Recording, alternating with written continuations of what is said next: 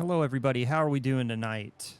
Thanks so much for joining us this Saturday or Sunday, depending on if you're far enough in the Eastern Hemisphere. We're here with round 3 of the Sports Cars series, brought to you by Track Limits Racing. We're at Interlagos. We're here with some with 3 different classes on track at Interlagos. I think it's going to be a pretty exciting race, and with me in the booth, Logan. How are you doing today, Logan? Good. How are you doing, Phil? I'm doing pretty good. We are experiencing a Finn shortage in the booth. People might have noticed. Finn's not feeling a little under the weather and not going to be with us. We hope his voice comes back to him, and maybe he'll tune into the stream and make fun of us as we say silly things, but it should be fun. But so it's just you and me in the booth, but we've got multi-class action around Interlagos, and I think this track in particular is going to be difficult for multi-class racing. You don't normally see multi-class stuff at Interlagos too often, but well, I know last season the unofficials GT4s and LMP3s ran here, but that was also last season. There wasn't 3 classes on the track. It was 2 classes. Yeah, and it is one thing that does bode well, though. I'm looking at these pace differences between the classes themselves, and it does look like the technical nature of the track is allowing the LMP3s some significant pace breathing room. I'm kind of curious to see how that translates when we get to the feature race. But the pace delta between the front runners, we've got a 29 up at the LMP3 in the LMP3 field with Mark Coyne, and then actually Kyle Potter. No, excuse me, that is wrong. It is going to be Gab. Yeah, with a 32.1 currently best lap in GT3.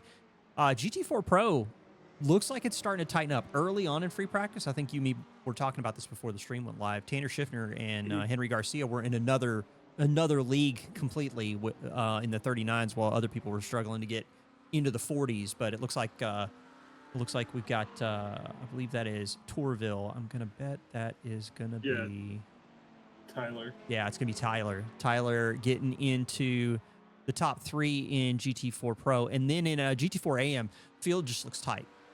So I'm really interested to see how GT4 AM gets on around Interlagos. GT4 AM should be a fun one to watch. There's just so many great people in that group. I'm part of that group, so I'm a little biased. Mm-hmm. No, that's good. I mean, that's the thing is it's really interesting. It's just one of those things you get to know people. Right. Those are all guys I have raced very closely with over the past 4 seasons. Yeah. Uh-oh. Did I get some feedback? I think I got a brief moment. Oh, no. I'm working some moderation here. Gotcha. Well, one thing I was going to say is if somebody did want to join the Discord at all, which that person might have, but just in case, there it is. Anyway, so yeah, we've still got a little bit of time before free practice is over. We got like less than 9 minutes. We don't have the scoring overlays for you all today. You might want to unban him. Actually, he followed right before he sent that. He just might not understand. Oh, they do. That's pretty common. Yeah. Okay. Cool. Yes, it is. See, that's the thing. I'm not up on all the new Twitch botting that happens in streaming socials, so bear with me here. So we don't have this scoring overlay, but we do have some of the data off screen that you and me can talk about. And I was just kind of curious. So I've been looking at LMP3 right now, and Mike Bowen has a pretty strong lead right now, but Jaden and Michael Lively are not out of it. Mike Bowen is at 107, Jaden's at 87, and Michael Lively's at 81. Michael Lively's been pretty quick around here. But as far as the other LMP runners out there, is there anyone in particular that's like sticking out to you?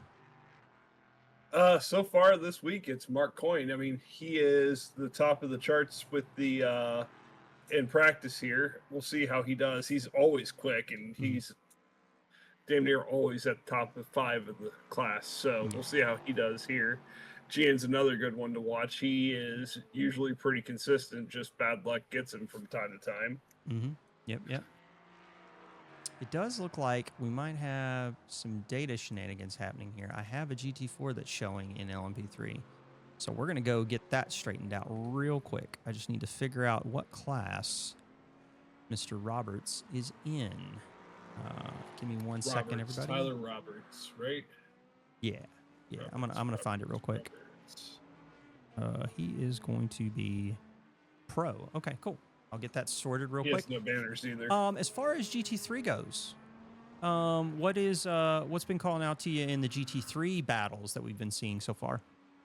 Well, as usual, Ethan Hamlet is running away with the points. To no one's surprise, but Gab has been really up there for this season. Every week it seems like we've been talking about him. Yeah, I think Ethan's quick. Everyone knows that. Right. Ethan is consistent. Everyone also knows that. I think the other part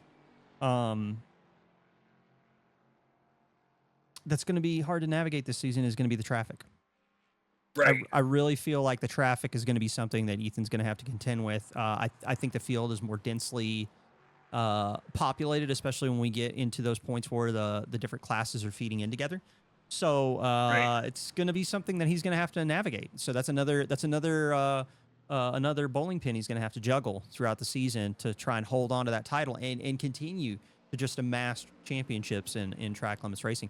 In the GT4 Pro categories, so if I switch back over to my data real quick. So in GT4 Pro, Tanner Schiffner, Henry Garcia, really close up at the top with 95 points and 90 points respectively, with Tyler Torville, Lee Wu. I mean, when you look at the top 5 of GT4 Pro, any of these guys could run away with it. And we know that folks like Lee Wu, Nathaniel Redmond sitting back in 4th and 5th with 84 and 80 points respectively, they're not slow. So, I mean, you look at the times right now, and that 39.2 is quick. He's definitely running around quicker than Austin Green. But what I'm curious about is that going to translate into race pace? Well, we'll see. I mean, when it comes to race pace, all the two classes of GT4s are going to be mixed together. So we will see what happens with that. And it isn't points determined by the finishing position and not class position. Indeed. As far as your boys you were talking about in GT4 AM, what do you think so far of the point standings in GT4 AM? Who are you looking to see make waves? The Torvilles last race were right on top of it, and they were at Daytona as well. So Todd Torville, and was there another one in the pro? Well, so in pro, that's Tyler. So Tyler's in pro, and Todd is in AM. And Todd actually right now locked in a tie for 5th with John Newman with 43 points. Oof. So we got that. They were fast. He was fast at Daytona, but Blue is just having a hell of a time with Oscar Brown right now. Them BMWs are just at the top of the class. Yeah, it is. It is interesting that you brought up the BMWs right now, because in GT4 right now, actually, AMGs are at the top with 181 points, but BMWs in second with 156. McLarens have yet to really score any points in the manufacturing championship. Let's check out GT3 totals, though. In GT3, however, McLaren's at the top with 159 total, and Porsche's in second with 153. So that's very, and I believe in Acura, I believe that's all Ethan Hamlin. 96 points for Ethan Hamlin in third. Yeah. The Acura, he's won all 3 races so far this season, not? Mm-hmm. That's insane. Trying to remember, but still 96 points is a lot, and he carrying Team Honda on his back. So watch out for Ethan Hamlin, folks. Anyway, we have a little bit of time left, Logan, before we get into qualifying here. And as of right now, I'm seeing the times adjusting a little bit. Mark Coyne, though, with that 29.564 at the top of the timesheets, that looks pretty quick around here. I'm actually kind of curious if we're going to see 29s in the feature race, like when they start running light fuel loads. Maybe. I know. Damn, that'd be a lot to run a 29 here with a light fuel load. That's booking. Yeah, That's seriously booking around here. Yeah, it'll be interesting. And Chris Turner reminding us that Nick won Okayama, so our brains are filled with spiders because we couldn't even remember the race result from last week. Anyway, Nick Alvarado, ladies and gentlemen, he's putting in work and currently sitting with 55 points in GT3 category. He did miss round 1, came back and won round 2. Interested to see. I don't know if we actually have Nick in the server this week. I didn't see him yet, but I could have just missed him. His name is not in the list.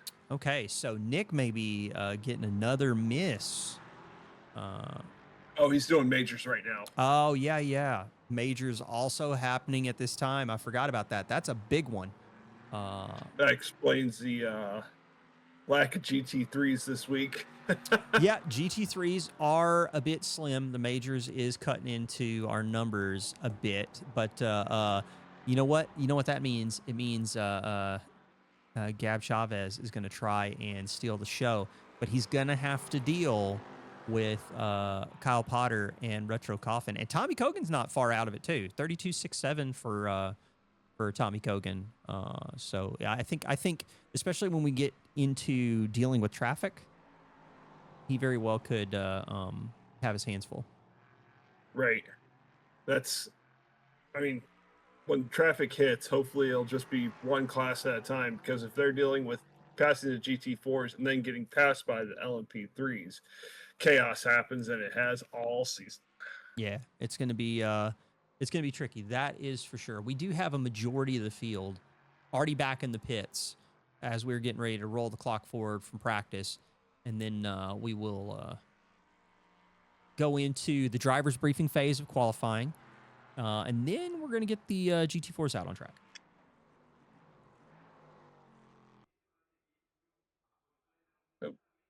I was wondering why my screen just went blank with all the cars. Yep. It's driver meeting time. Yep, it is driver meeting time. So for the folks that are joining us, thank you so much for being here. You're watching round number 3 of the Sports Car Series, brought to you by Track Limits Racing. We're getting geared up for qualifying here in a minute.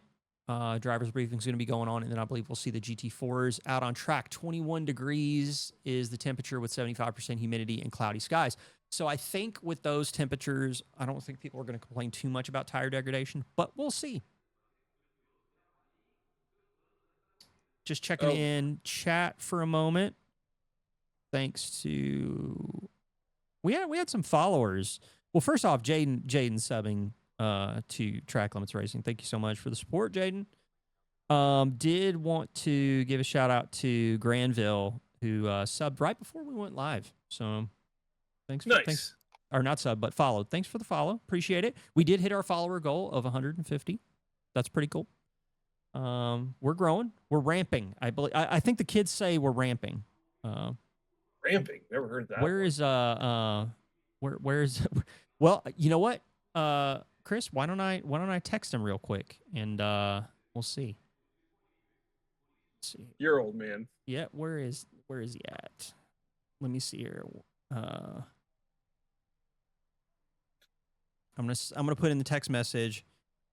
Chris Turner says, "Where's my dad?"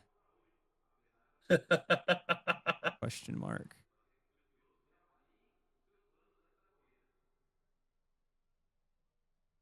Our dad. Are we getting meme worthy over here? I mean, to be honest, the fact that Jaden still lets me broadcast around here is just perpetuating meme worthiness. So Yeah. Oh, that is an interesting distinction. Yeah, he's my old man, but he's our dad. So, but yeah, it's good stuff. Speaking of dads, like we have a number of father-son teams that also participate in track limits racing. We got the Newman gang. I believe the Torvilles are father-son, but I do believe the Liveleys are brothers, if I remember correctly. But Michael Lively and Dave Lively. Yeah. I think yeah.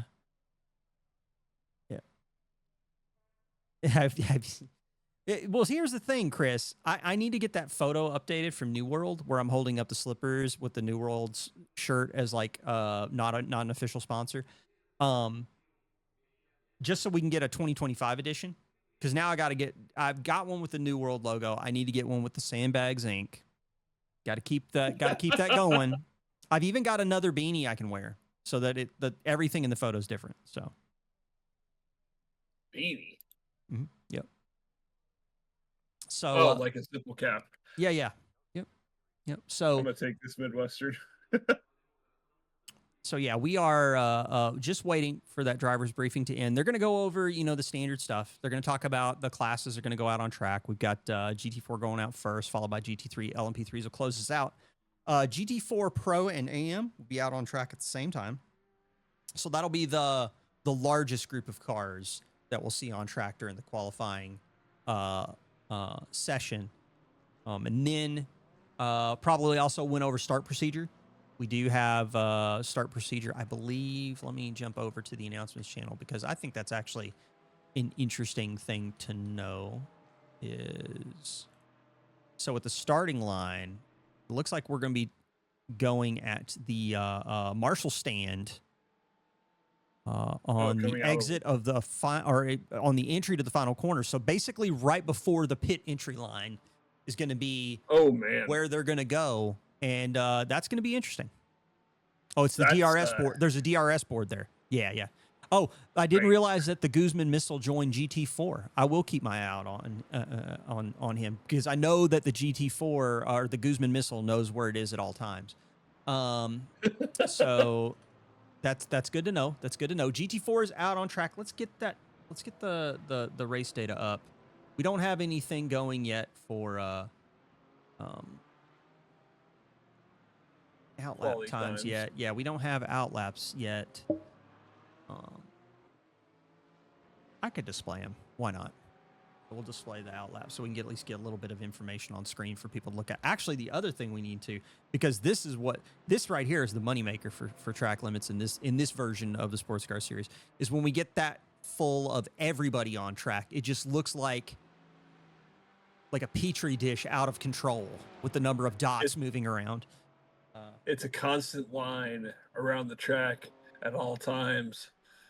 All these little moving dots forming one giant snake on the snake. Yep. An Ouroboros. So, anyway, I'll stop saying weird words and talk about cars on track.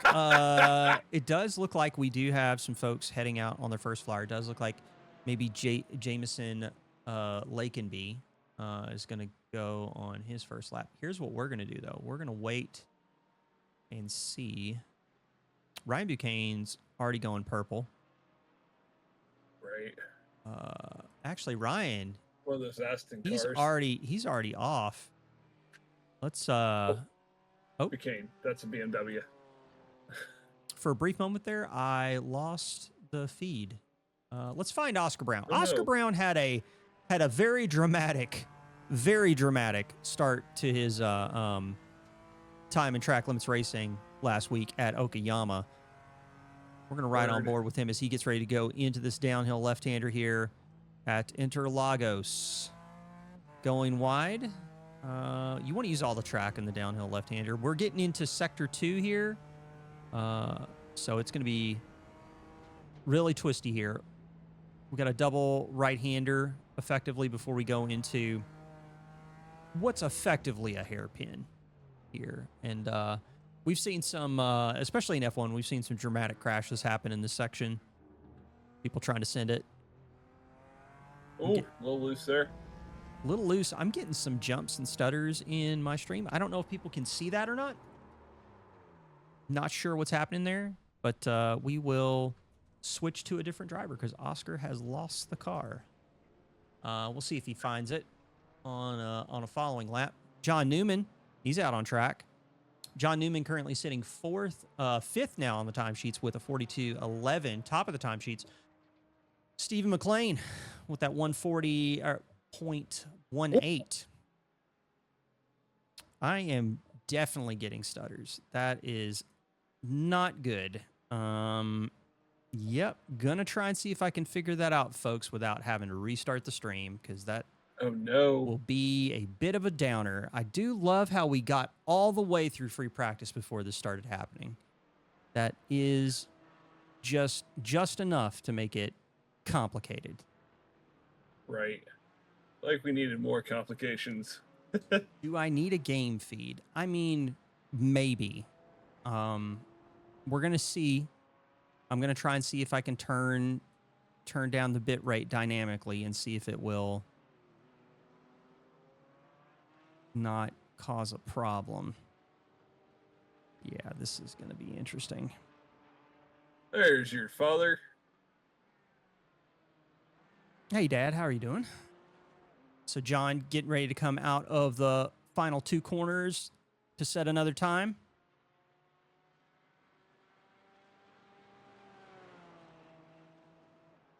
If we end up with stutters and stuff like that, we may just have to live with it because I don't know if I can adjust enough stuff to make this thing not do that, which is unfortunate. Very. Okay. John Newman comes across the line. Still sitting on that 42.11. Let's take a look at somebody who has jumped to the top of the timesheets, and with a 39.65 is Henry Garcia in the AMG. Again, part of that AMG contingent in GT4 that is just hauling in the points right now. Merc power. Yeah, Merc is Those definitely Mercs are always fast when there's just open track. So Tyler Torville, he's yellow in sectors 2 and 3, getting ready to come down the start-finish straightaway. We're going to see if he can improve his time and his position. Currently sitting in third. We've got Tyler Roberts. He leapfrogs. Tyler Roberts jumps into second with a 39.8. So definitely got some improvements happening there.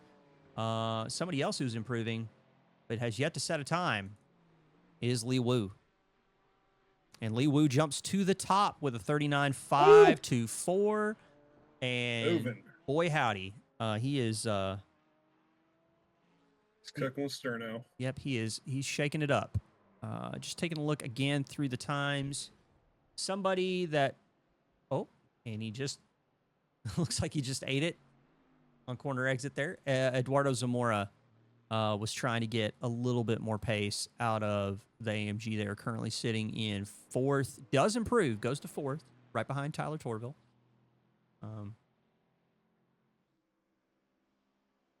Just taking a peek at the folks that are in the pits. We actually do have a number of GT4s that seem to be struggling to get the pace down. Tanner Schiffner to the top with a 39.4.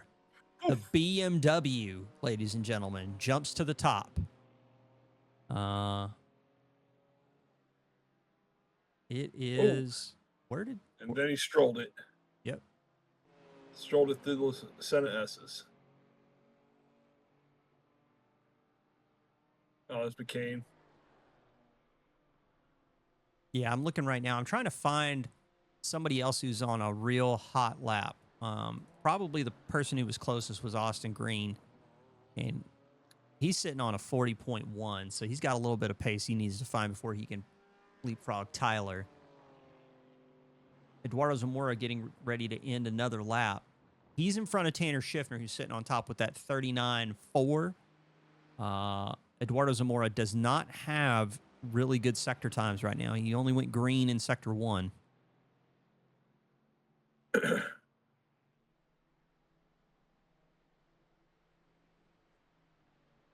See if he can improve. Doesn't look like it.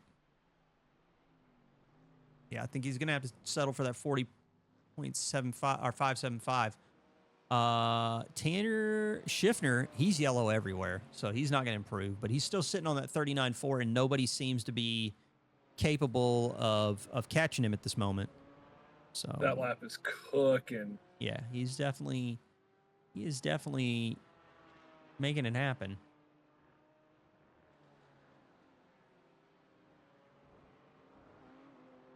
Jameson Lakenby Ooh. or Leckenby goes to 7th overall. Excuse Steve me. McLean just bended in the Senna S's. Interesting. I'm seeing him as... Oh, that's because Stephen McLean is in GT4 AM and he's 6th overall. Wow. Okay. All right. All right. All right. BMW. All right. Mercedes. Yep. Mark Robeson trying to have a good race after getting caught up in some shenanigans at Okayama, coming out of the final corner. He is green in sectors 3 and 4, but he's getting ready to come across the line. Maybe he can leapfrog John Newman, get into those 40s, and he does, a 40.990 to go 5th fastest, right behind William Lewis. And he's going to stop right there and call it, and it looks like we might have GT3s out on the track here shortly. Oh, they're already in the pits. And trying to find somebody else who's on a flyer. Tanner Schiffner. Oh, man, that is a big stutter. Oh, I'm so sorry, everybody. I wish I could understand why why this happens and why it waits until the most convenient time of qualifying.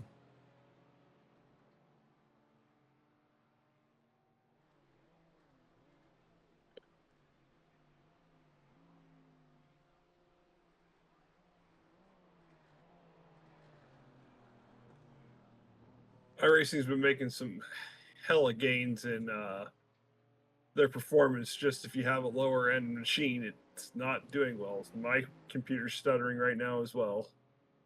Yeah. But then again, you got people who have high end machines like Brandon Potts, and he has issue upon issue with iRacing. Yeah. It definitely seems like it's a challenge. And here we go. GT3s are filtering out on track. We've only got a few GT4s out there. I'm not sure. See, that's the thing. I think it's obs. Like I don't know. Like I'm not looking at the iRacing window, so I can't see if iRacing is having the issue.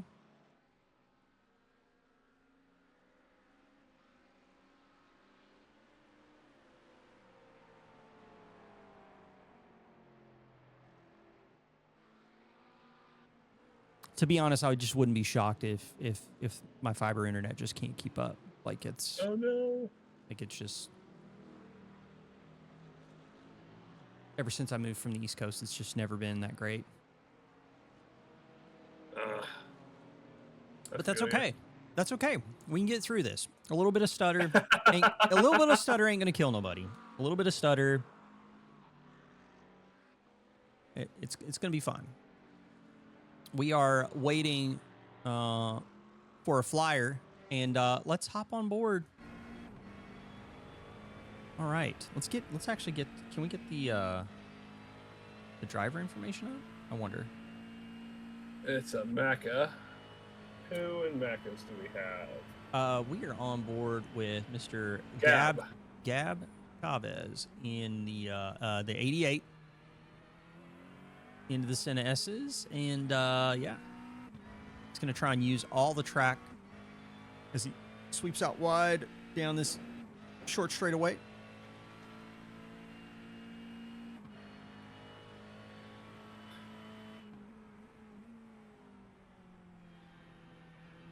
Again, just using as much of the track as possible. Don't know if he just invalidated there. I don't see him as red on track. Oh wait a minute! I just saw the off-track marker. Yeah, that's so that's gonna off track there. That is gonna kill his lap. Checking in with the guy behind him, Kyle Potter, in the AMG. He's still currently on a valid one. Yeah, Chris, I think we'll be all right. I think we're gonna try and soldier through it. Just to try not to. I don't want to create too much lack of continuity in the stream itself.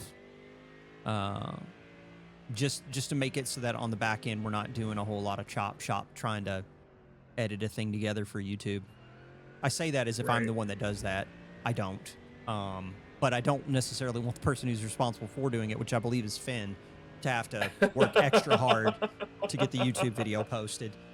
Here we go. He's coming out of the final corner now. He takes a very wide line through the final corner. Doesn't go up to the pit wall like... Might be trying to gain some momentum coming out of the turn like that. Maybe, but he goes to the top with a 34-1, and that's going to get us set for GT3 qualifying. Let's take a peek. Retro Coffin comes in with a 34-6. Sean Sullivan looks like he's going to post a time. I think he's going to go second fastest with 34-1. And now we're just waiting to see if some of these other GT3 runners are going to post a time. Gab Chavez, currently it's him, Tommy Kogan, Kerry Nolan. So we have a pretty small GT3 field, or at least we have some GT3 runners that may not be qualifying. Brandon Potts is currently on a quali ban for his behavior at Daytona. Yeah. The solo run. So what we were talking about before about the off track with Gab, he's purple in sectors 1, 2, and 3. Oh.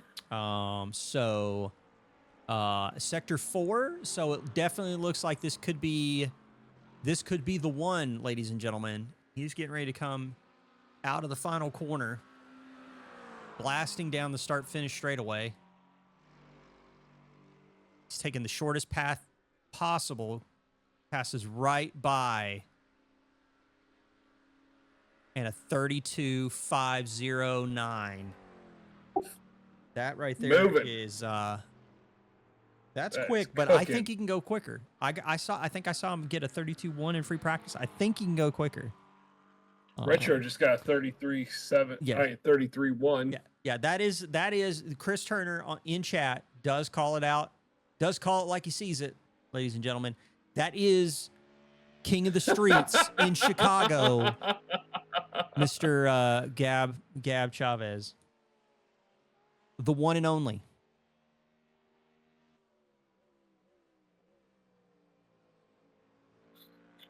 Checking in with our lone Ford Mustang out in the GT3 qualifying field. Kerry Nolan currently taking the ponies out for a run in Sector 2.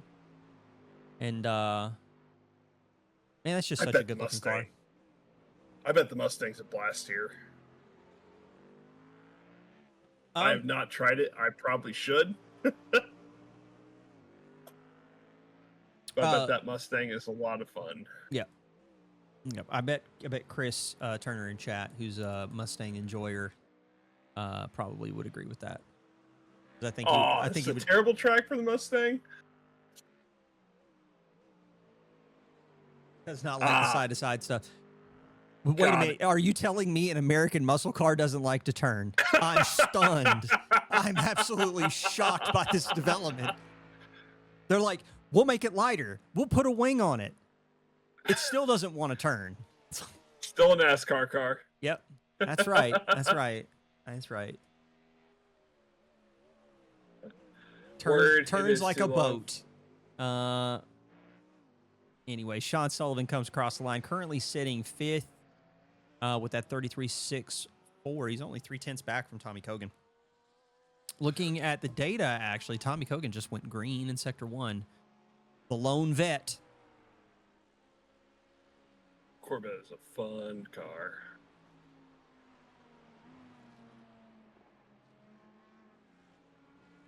Oh, Carlos Guzman in chat. How's it going, Carlos? I see you there. You are starting next to Mark. Does that mean that he's going to come to an untimely end?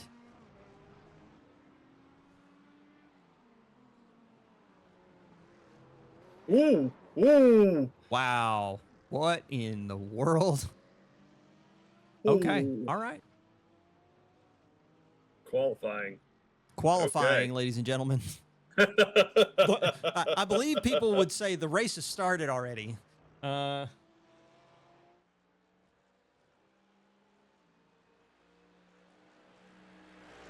was So Carlos, I get it, but cars are not supposed to hug each other. That's bad. Usually when things that have that kind of mass try to occupy the same space at the same time, usually bad things happen. When you try to break the laws of physics like that, you usually die. Isn't that how it always goes, though? Mm-hmm. I mean, I don't make the rules. Science does that. So, Gab inching closer to the 31s. I mean, he's got that 32.39 last lap, and he's going to come across the line here in a little bit. He's about halfway through a lap in the Maka.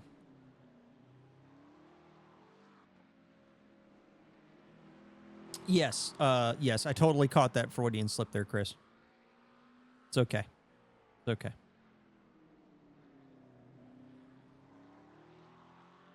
Well, I mean, Potter's quick. Potter is not slow. Where is Potter in the standings? Potter in the standings he's sitting 4th, 1 point behind Retro. And I mean, he's only 15 points behind Ethan, who's not here. Right. So we could see an upset in the standings for round number 4 for at least maybe one round before, the universe rights itself and Ethan Hamlin goes to the top of a scoring chart. Right. Oh, excuse me. So Carlos, so here's the thing. I'm not a professional driver. So do not count this is, ladies and gentlemen, this is not financial advice. But the thing I'll say is I understand you're struggling to figure out where the 2 seconds you're missing are. I don't know if you've thought of this, but it's probably in the sections where you're going too slow. Just a thought. Just don't end up like Lance Stroll. Yep. That's all you got to do. Don't end up like Stroll.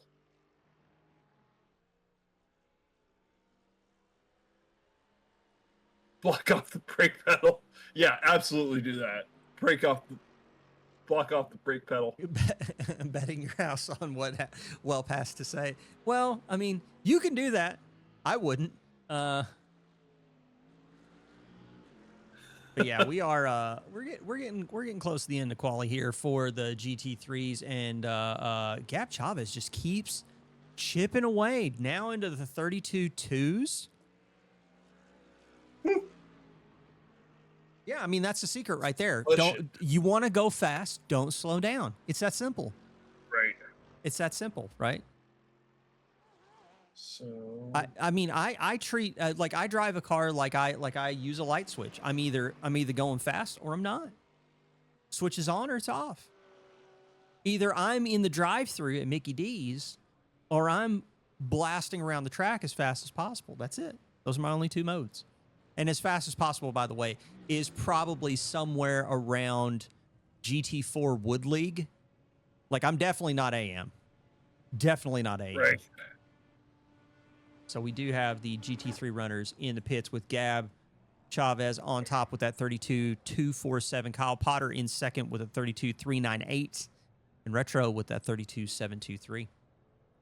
I do think we are seeing some LMP3s rolling out the track. And Michael Lively in the 888. He looks like he's going to be the first one out on track to do that. Oh, no, I am wrong. I am so wrong, ladies and gentlemen. I'm sorry about that. That's going to be Jaden Ledbetter. Who enjoy this shot right now because I'm pretty sure at some point during the race John Newman will appear in the frame and die. But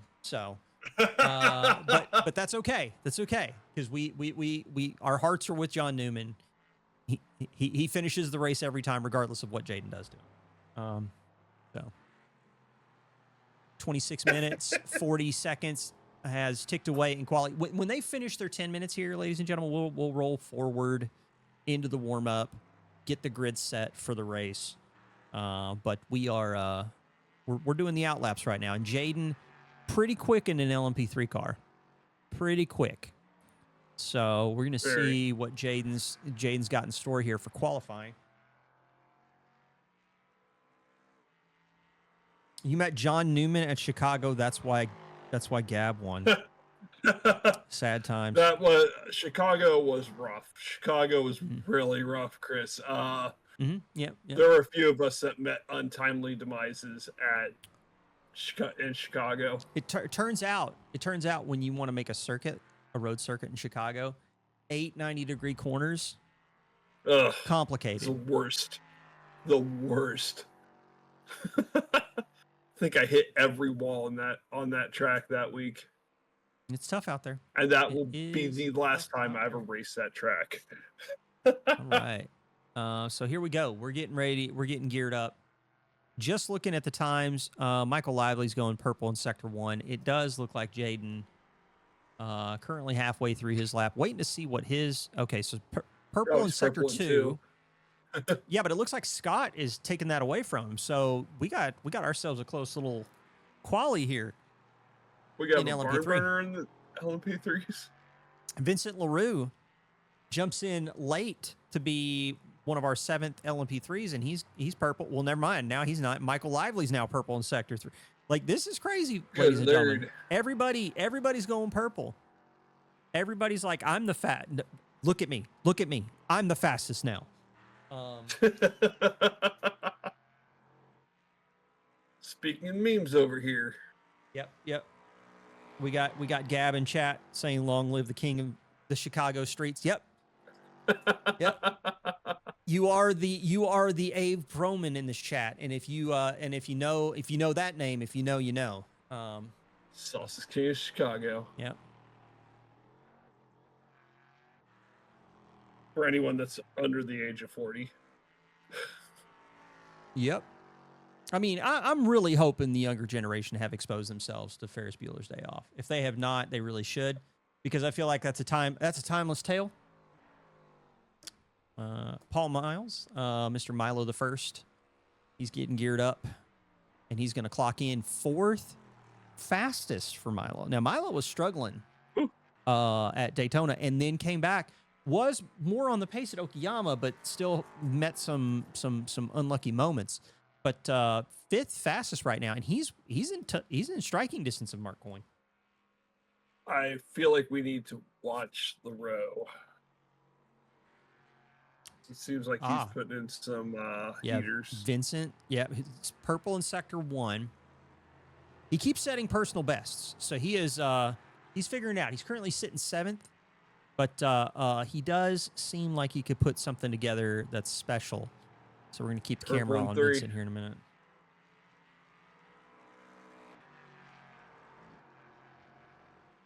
See if he goes purple in 4. No. Oof, yellow in 4. I mean, the thing is that if he's really running like a low drag setup, Sector 4 is not going to feel good. Jaden Ledbetter to the top with a 29.985. Oof. And we got Vincent exiting the final corner, and he's giving a little slipstream, I believe, to Mr. Lively in the background there. Vincent LaRue with a 30.091. Currently, Jaden the only one to crack the 29s. Just taking a look through the data, Paul Miles is continuing to set personal bests as he comes across the line. 30.803. So here's the thing.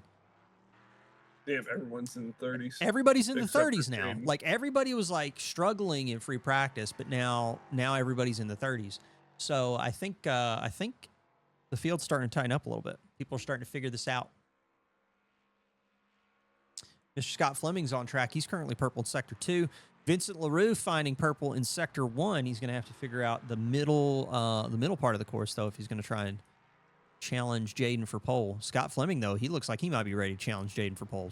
Purple in Sector 3, although that, again, it's toggling. He's in draft of LaRue. It's constantly toggling around. Michael Lively now purple in Sector 3. Oh, that's Lively. Sorry. I got the paint jobs mixed up. They're so close. Track is rubbering in. Yep. The track is rubbering in, and that is what she said. Giggity. Exit the final corner, and yep. Mr. Lively comes across the line, and Oh, Fleming to the top, 29.938. Okay. All right, Lively to the top with a 29.815. Wow. oh, good Lord. Here we go. Wow. This is Jaden felt like a shoe-in until he wasn't. 55C is way high. That I did some practice on that temp, and it was so slidey. Yep. Jaden Ledbetter, purple in Sector 2. A little slow in Sector 1, though.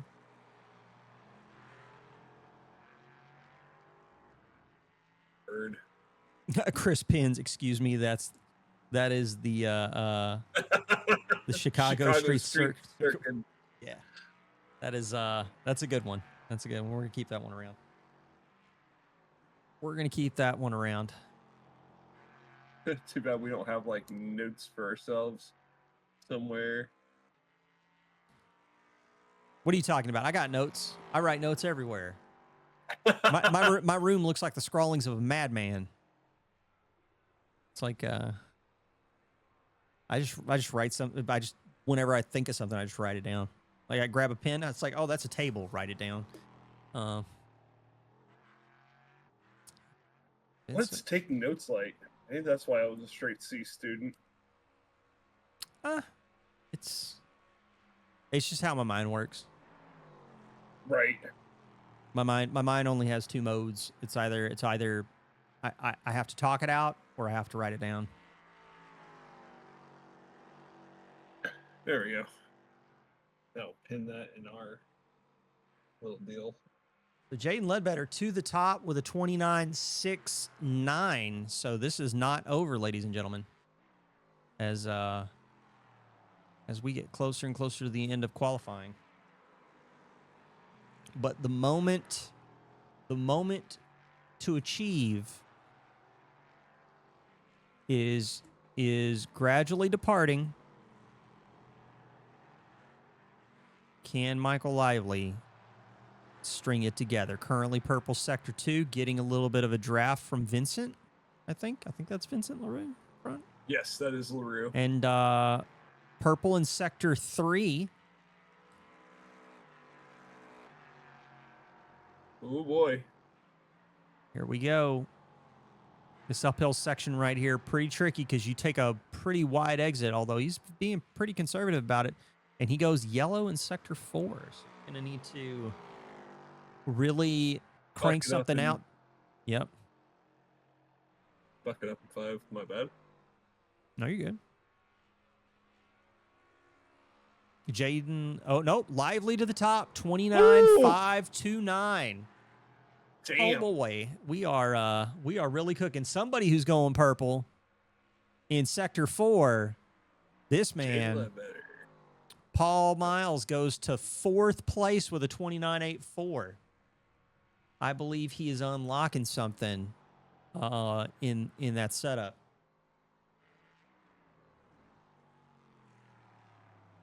And Jaden currently purple Sector 1. The thing is that I'm noticing here is I'm just noticing that everybody is kind of like still finding pace out on track because we're rubbering in consistently the whole time. It's just getting more and more rubbered in. And Jaden's off track in the penultimate corner. That is going to end his quali run, most likely.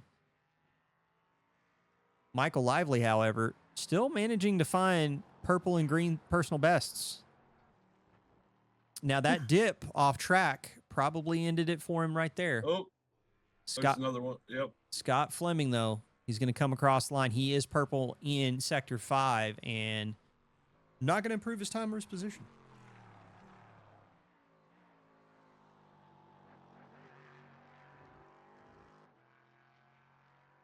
It is it's a tight field. Very. Michael Lively is sitting on a 29.529, and Gian Cardoso sitting on a 30.0. Right. from the top to the bottom, we are talking a half second. That seems pretty crazy. That seems pretty wild. Let's go over to that scenic cam. But Jay, you're in P2, buddy. Yep.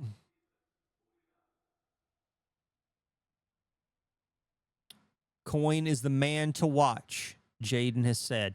Now, are you saying that, Jaden, because you're going to kill him? Don't do it. Don't do it. Black flag, Ledbetter.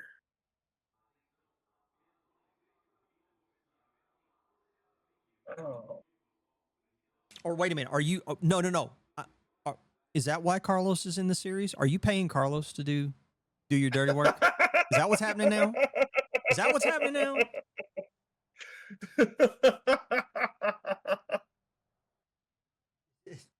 Jay wants to be considered the underdog. Okay.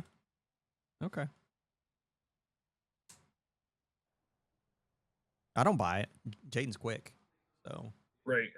So he can try that stuff on someone else, but he ain't gonna fool me with it. All right, so it looks like we're gonna be starting the lap kind of in the middle real quick. So I'm gonna do, if it's okay with you, I'm gonna do the grid run quickly because we got a lot of cars to get through. So front row, let's talk about those LMP3s. We got Michael Lively and Jaden Ledbetter on the front row of the grid. Close qualifying again, half second between everybody in LMP3. This is wild. Second row, we got Vincent LaRue and Mark Coyne. Mark Coyne, the hardest working man in sim racing, snuck on to the second row, leapfrogging Paul Miles, who lines up alongside Scott Fleming in row 3. We got Gian Cardoso. And then we break into the GT3s. Gab Chavez is going to be alongside. Let's see here. I need to get my results thing to tick down. Will that work? Doesn't look like it does. Oh, there we go. Cool. All right, so now to the next row of the grid. We do have Kyle Potter and Retro Coffin are going to line up alongside one another. Let's take a look further down. We've got Tommy Kogan and Kerry Nolan lined up 11th and 12th. And then we got Sean Sullivan and, I believe we are actually starting. And I'm a ding-dong. So let me get out of this and back into... Oh, no, we're not. We're good. They're just starting 33 and 34. And I believe those might be GT3s. Then we got Thomas Cole, 35th. They are GT3s. They had the quality ban, so they are starting back. Oh, boy. This is going to be wild.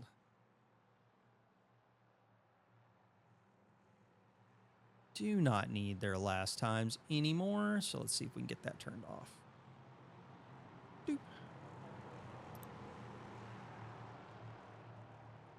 I'm really hoping it will.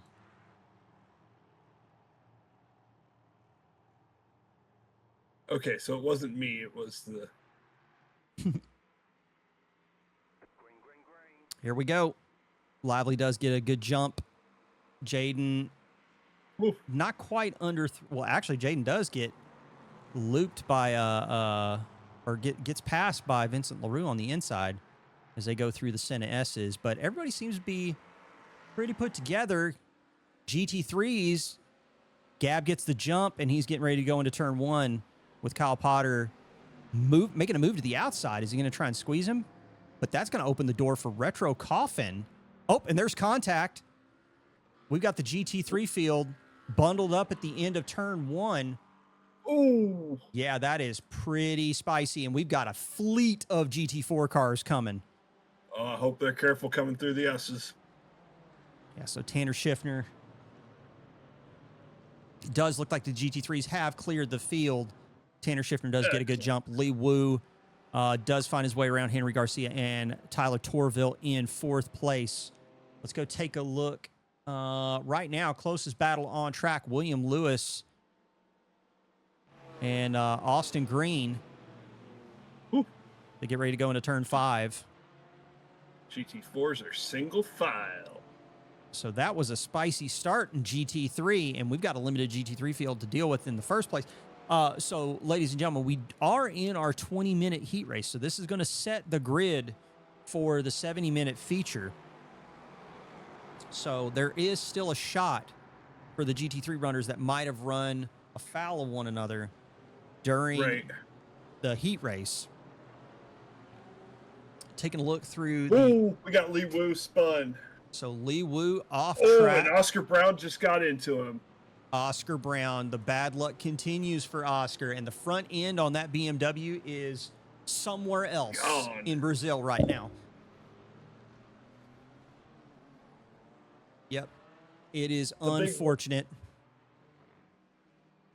The big winners here from that GT3 crash are going to be Brandon Potts and Anthony Newman, who are second and third, because they started at the back of the pack.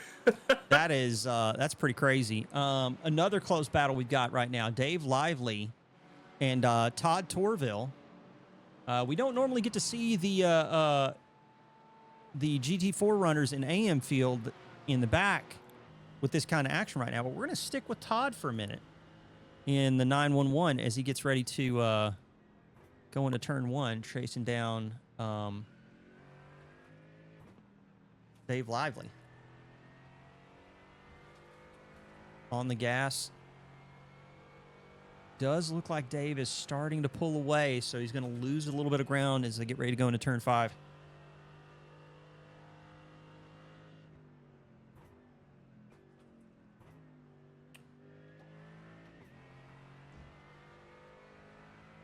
So that gap is starting to open up. Let's take a peek.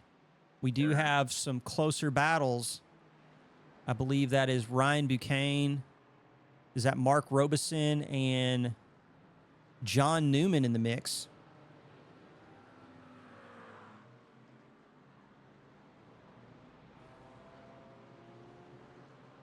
Oh, no, that's Dave Colson in the back there in the Aston Martin behind John Newman.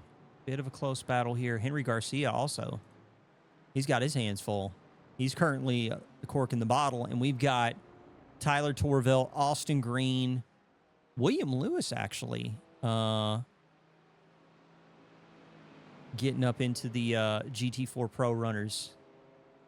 We got a heck of a battle going on right now for third in the LMP3s between Jaden Ledbetter, Mark Cohn, and Scott Fleming. They are all nose to tail. You guys want to see something wild? This always gets me. You take a look at the action right now. They're this close. There's so much to see, right, between these two cars battling. This is what it looks like in Mark Coyne's car right now. He's looking through a mail slot, trying to find his way around Jaden Ledbetter as they go down the start-finish straightaway, and they're side by side, getting ready to go into turn 1. Mark Coyne is on the outside. He is going to think, no, what's about to happen? So Jaden stays heavy on the curves. Mark Coyne almost loses it. Now Scott Fleming is all in his rear view mirror. I think Scott's going to probably get him on the straight. If not, he's definitely going to be lined up with a wide entry into turn 5. Fleming's in the draft from Ledbetter. So, I was wrong. And now we are in the GT4 traffic. Lee Woo is getting swarmed by a bunch of angry prototype bees. My wife Lee says Woo might have already been in the pits to use his fast quick repair, and he has. Yeah, it is unfortunate, but if he can finish the heat race and he can make up at least a few spots if somebody else falls to some bad luck, it's going to give him an opportunity to make his starting position just a little bit better. Tyler Torville, again, this battle right here. We've got, is that Henry Garcia in the front? Yes. Currently trying to hang on to P2 in GT4. And Tanner Schiffner is just taking advantage of the situation and driving away.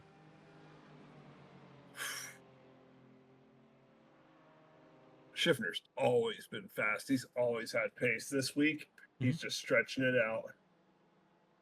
Yeah, it is a big deal. So with the start of the race underway, we're more than 5 minutes in so far, Logan.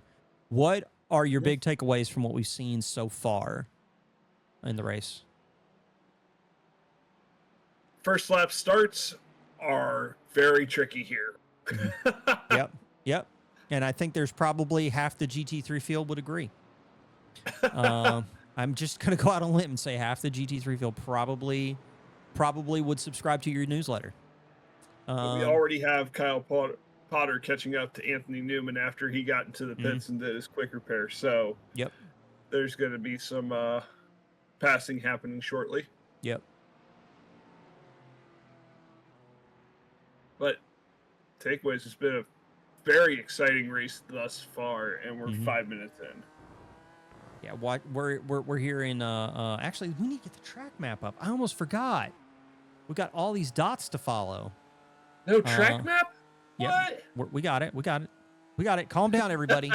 Calm down, everybody. I remembered the button.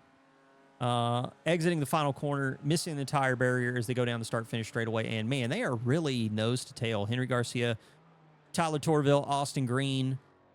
And then there's a bit of a gap. Eduardo Zamora has fallen back a little bit in 5th. It is really close battles right now, specifically in GT4.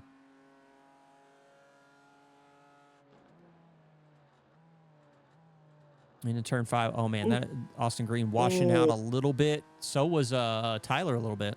Just washing out just a little bit. I just watched Jaden and Mark go 4 wide coming out of a turn to pass 2 GT4s. That's crazy stuff. In fact, Jaden Ledbetter, we're going to tune into that because, oh, boy. Things are starting to heat up. More LMP3s moving through GT4 traffic in the infield section of Interlagos. Which, by the way, thank you all for joining us. You're watching round 3 of the Sports Car Series brought to you by Track Limits Racing. We're at Interlagos.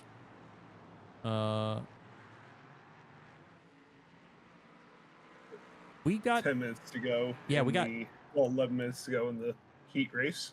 Yep, we've got a little bit of time left in this heat race before we get the feature race started. I'm going to try and make sure I use my words next time and try not to have too many brain stoppages because one thing is, I don't want to jinx it right now, but we haven't had a whole lot of stutters.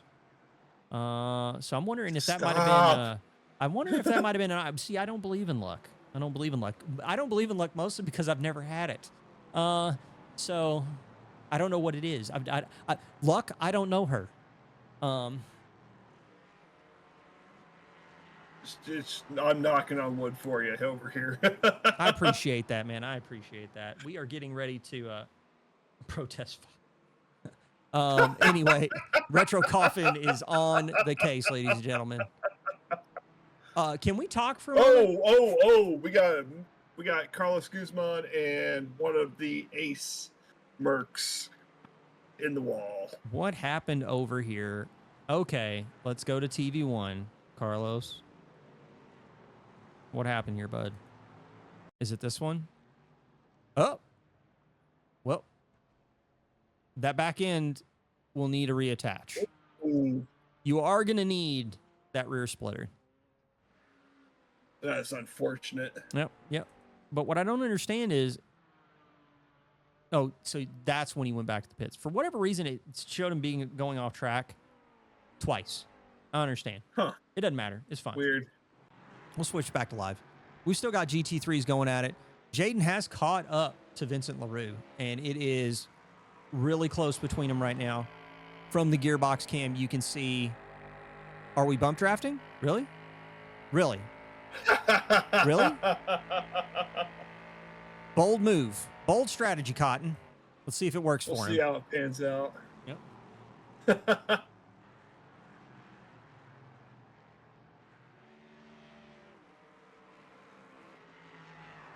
That is Jaden's signature move is bump drafting. I have been pushed by him many times. Wow. Okay. So Jaden does get the bump draft execution nail. Vincent is in the background. So is Mark Coyne. And we got Tanner Schiffner, who's just like, you know what? Every time Jaden's near a GT4, it dies. So I'm just going to go somewhere else. He's got the time. He can go off track and risk that off track to not get nailed by those guys. Ooh. Garcia's off too, and we got GM spinning and not collecting any GT4s. Oh, no. Gian, what happened? It was a self-spin. Okay, everything looks okay. He's behind Paul, and then, oh, the rear just goes. Manages to keep it out of the GT4 that was following. That's pretty impressive.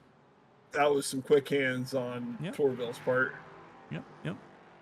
Back to some of this close action here. We do have these LMP3s really close. We're going to stay with them right now, folks, because this is the closest thing going on track right now. We will switch to Christopher Blue in a moment. I do want to see how they navigate getting around this GT3, though, because these GT3s are not that much slower than LMP3s in a straight line. So I'm just curious how Kerry Nolan's about to navigate this situation. Because Jaden is having a time trying to catch Kerry Nolan. Kerry Nolan taking a bit of a wider line, can do it, and decides better of it. And, yeah. He is really not trying to get in their way, but at the same time, too, he's not trying to just sacrifice his lap at the altar of, oh, I'm supposed to be out of your way. Sorry. Tyler Torville, Henry Garcia. The battle continues. Is this the excitement we're going to have during the feature? During the feature, we might have some stuff like this going on. It might happen. David Coulson, he's making it spicy. He's currently chasing down John Newman. These two have been nose to tail pretty much for a while. And Ryan Buchanan hadn't been that far ahead. Ooh, does look like Dave Lively might have gone off track. But recovered pretty quickly, so we'll just stay with this right now. Looks like Mark Coyne was just pushing LaRue. Oh, wow. And it continues. Oh, this time, though, Mark Coyne goes a little bit deep in LaRue. Oh, now he's on the inside. Oh, wow. Mark Coyne has some fast hands, but I think this one's going to cost him because I think Scott Fleming's going to capitalize.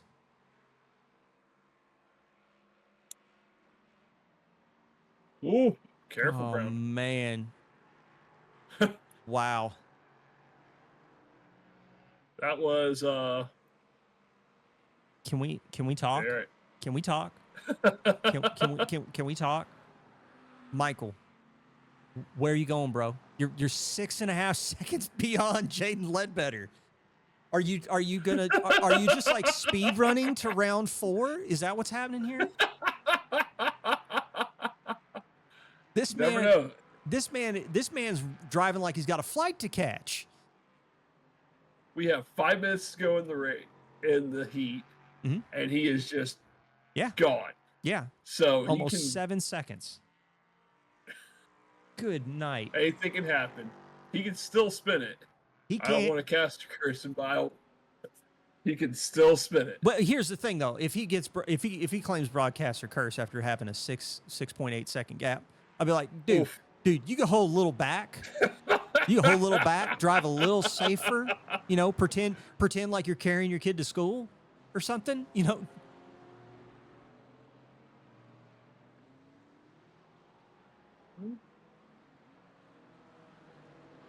I mean, you say that, Chris. They have been fighting, but he did also put in a 29. He did put in a 29.9 for his fastest lap. Vincent LaRue put in a 29.8 though. So maybe this stuff is making it a little bit more consistent with what Chris is seeing. All it takes is a GT4 getting loose. Yep.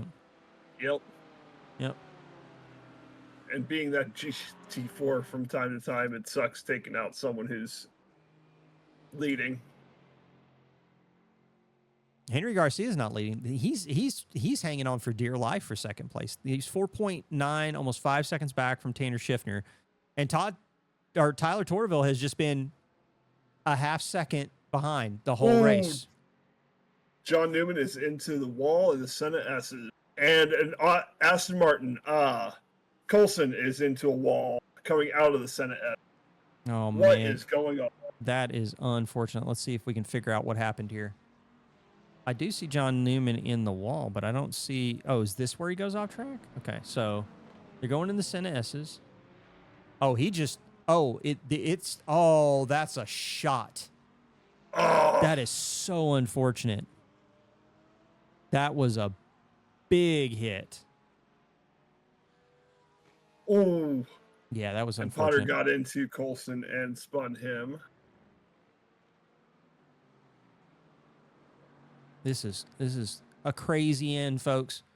We've got less than 3 minutes, and look at this battle for LMP3. Again, Yes, the this- black and red one. these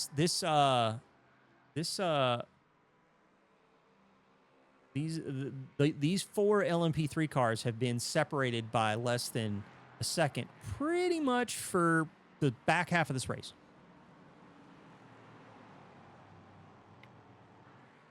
Yeah, it would be David Coulson. Although I can't switch to that event because it doesn't actually trigger. It didn't actually record the event in live timing.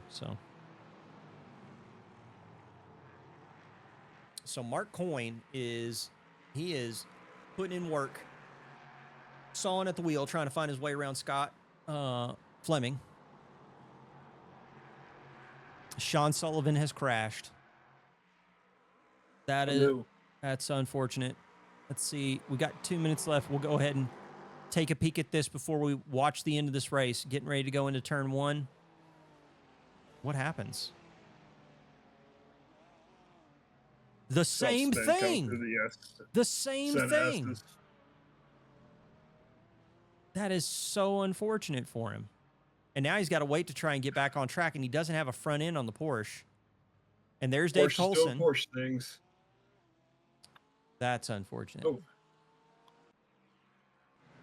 Coulson is running that thing without a spoiler.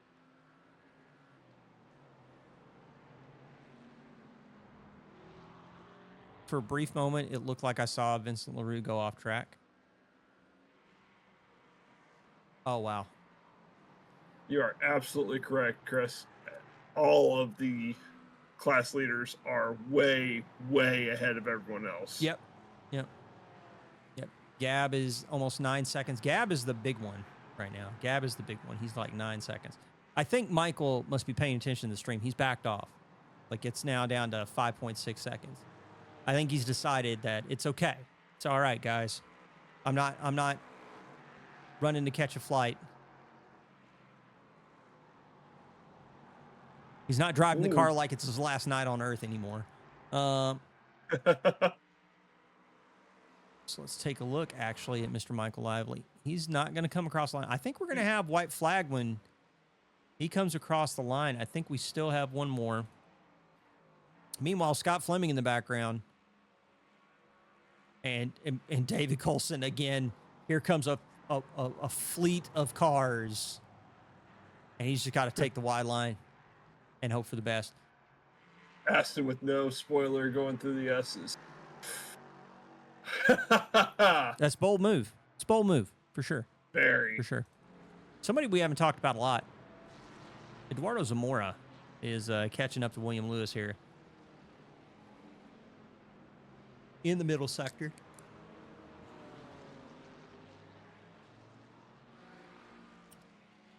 Kind of curious if the LMP3s are going to catch these guys before they get to the end of the lap. Might not.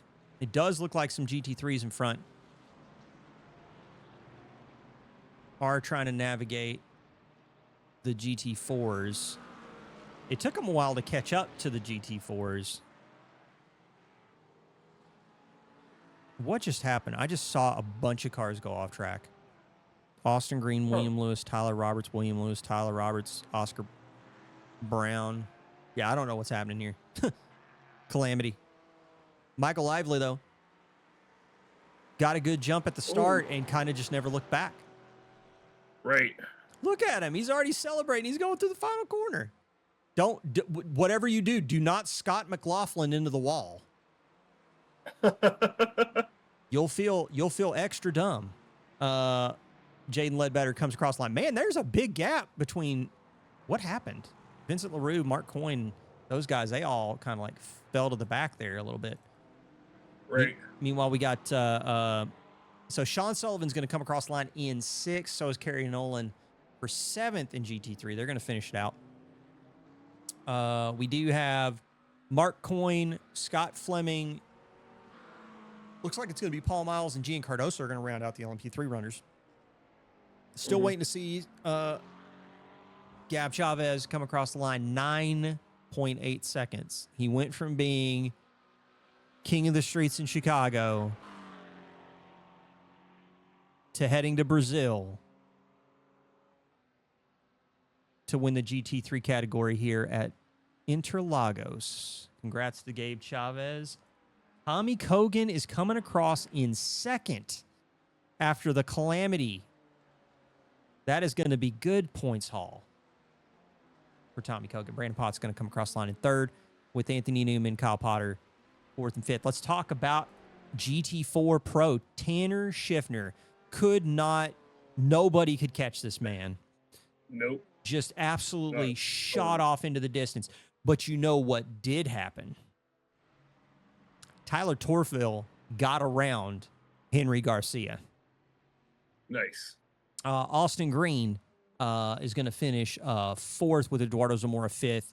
Tyler Roberts in 6th and Jameson Leckenby in 7th. And then we can pull up, maybe we can get the results real quick to talk about GT4 AM. I don't want to leave them out.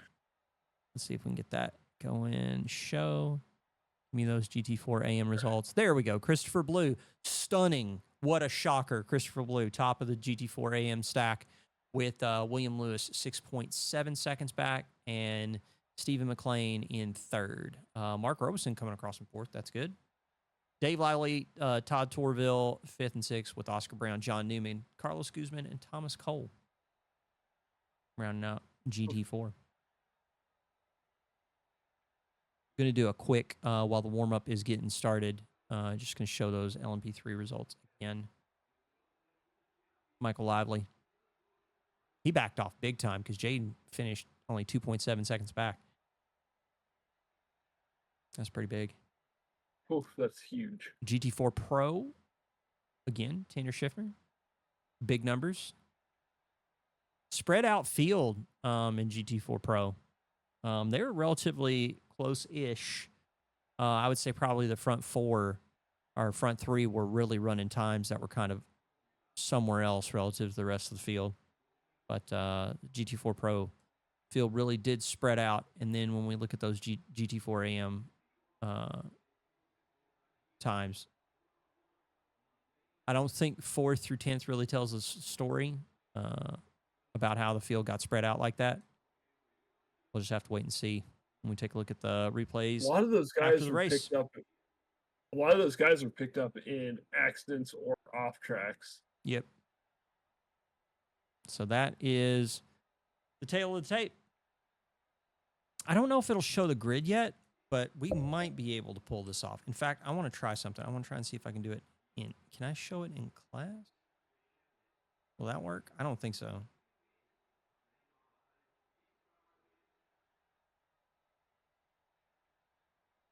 Yeah, because we're in warm-up. It's not going to show it yet. That's fine. Heard.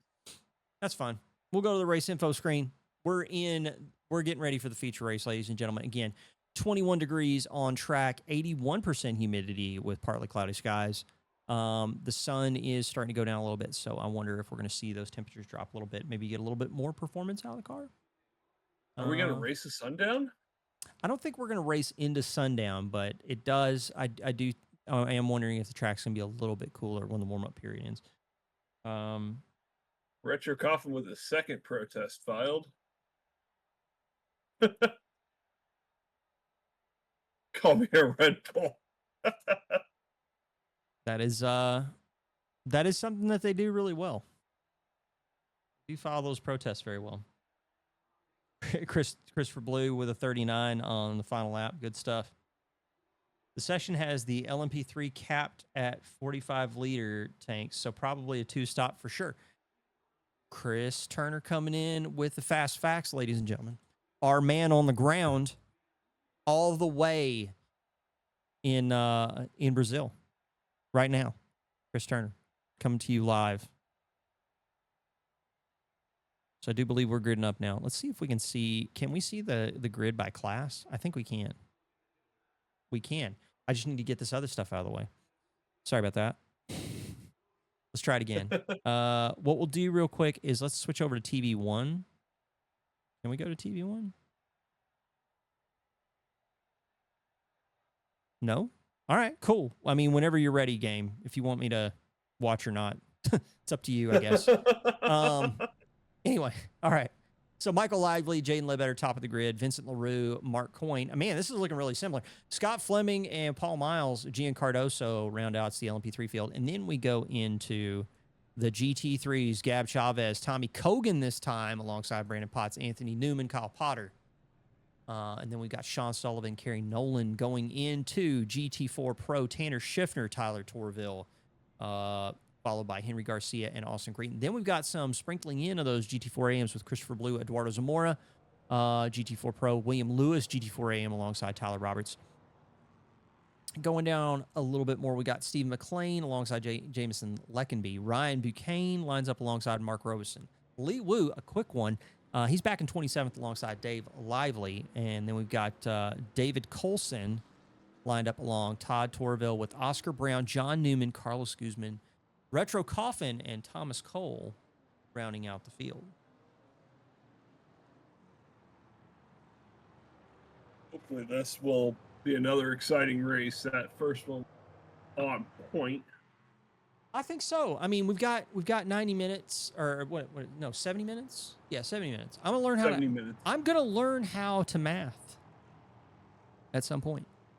But like Chris was talking about with the restricted fuel tanks, we're going to definitely see some stops. I don't think the one stop's going to be possible for folks, but you never know. Somebody might really try and pull it off. I don't know how well it'll work out for them. If anyone could do it, it's going to be these LMP3 drivers who are here, because they have been magic with their fuel saving this season. Yeah, Chris is like the tires around here could be tricky. So Word. we'll see if people do end up stopping for tires. That'll definitely make pit stops a little bit LMP3s are better. off. Oh, that looked weird for a moment. I couldn't tell if Michael Lively was going or not.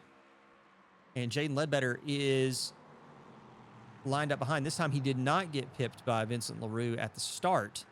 And this is a little bit more about the starting order in terms of where they're at. Tommy Kogan already under pressure, got a McLaren on the outside. He's got, I see a piece. Oh. I see pieces of car going places, although it also seems to be reattaching. So I think we're just seeing some iRacing thing. That is a very clean GT3 lap. You guys all should pat yourself on the back. And I said that, and then they all died. Oh my God! Man, what is going on? Guys. Okay, we missed the start of the GT4s, but man, they are. So here's what I want to say. GT4s, I see you. Showing your GT3 brethren, we can get through turn one with more cars and not die. William Lewis is out going into 5. William Lewis off the track, going into the downhill section. Eduardo Zamora, they might have had a tangle. In fact, we're going to go back. I want to see what happened here. There was a whole bunch of clean racing, and then all of a sudden, calamity just ensued. And I don't understand what happened. Like, am I missing something here? Now we got Carlos Guzman off. All right, back end of that Ferrari is going to be somewhere else. Kyle Potter might have touched the tire barrier on corner exit out of 4, excuse me. We will go live again. Ryan Buchanan off track. Jameson Leckenby crash. I want to see this crash with Eduardo Zamora again. Getting ready to go downhill. Is it a self-spin? Yeah, just a self-spin. Mm-hmm. Holds on to the brakes. And William Lewis was another self-spin. Self-spin? Yeah, it happens. Yeah. It happens. It's unfortunate. Let's take a look at Jameson's crash. See what happened here for Mr. Leckenby. Oh, just was about to go into the back of somebody. Thought better of it. Smart play. But holds on to the inside curb as he's in the intersector, and it just high-centered the car, and he's drifting. And I just want you to know that high-centering your car right there, we are not playing Tony Hawk. You do not get extra points for grinding the curb. Oofed himself out of existence on that one. Yep. As my children would say. Yep. William Lewis, again, self-spin for the Porsche out of the Senna S's, and this time he was able to quickly get off track and get back to racing. So, pretty dramatic start, I must say. Shaden Ledbetter finds himself in front of Vincent LaRue and Mark Coyne. You know somebody who's somebody who's really mixing it up right now, and that's Paul Miles. He's mixing it up with Scott Fleming. Let's go from Scott Fleming's point of view. From the nose cam. Oh, we got ourselves a race. We got ourselves. He backs out of it. He backs out of it. Well, we're going to see him. He's going to sweep in behind him. Is he setting him up? Brian Buchanan just got spun by one of the Ace Matt Mercs. Oh. Here we go. Keeping it so close and tidy. Oh, a little bit of a touch. Paul's going to sweep out a little bit wide, but I think he's still going to be in it. But Gian going to have to be careful. So Scott Fleming's going to make his way through, and now Paul Miles is going to have to grab the bull by the horns and go after him. Kyle Potter back here with Sean Sullivan, Kerry Nolan. Kerry Nolan taking a wide line in the intersector. I think it's more that Mustangs don't turn problem happening, but he's out here fighting it. And the Mustang's going to have its tracks. We don't have any drag strips, unfortunately, in the Sports Car Series, but he'll be fine. Don't we have Road America coming up this season? We do have Road America. It does have a few straights. You are right. Whereas like Interlagos is basically just like, somebody gave like a kid some crayons and said, "Draw me a track." Right. There's a lot of twisty bits. Kyle Potter is really in it with Sean Sullivan right now. This one right here is the spicy one right now, guys. Sean Sullivan lets him go. Kyle Potter's got to try and make turn one, and he does. That's good. Anytime I see GT3s go through turn 1 and 2 and nobody dies, my smile gets a little bit brighter. It's a pleasant surprise every time. Retro is trying to get heat in his tires. Maybe. I don't know. He might also just be testing the, actual, like, steering force of his wheel. I don't know.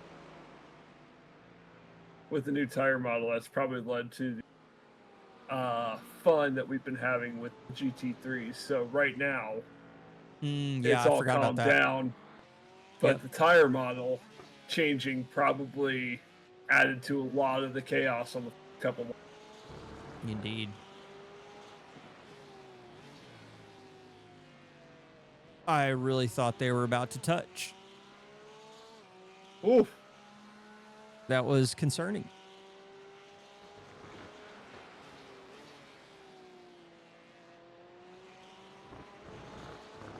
Brian Buchanan is still on track with a missing bumper.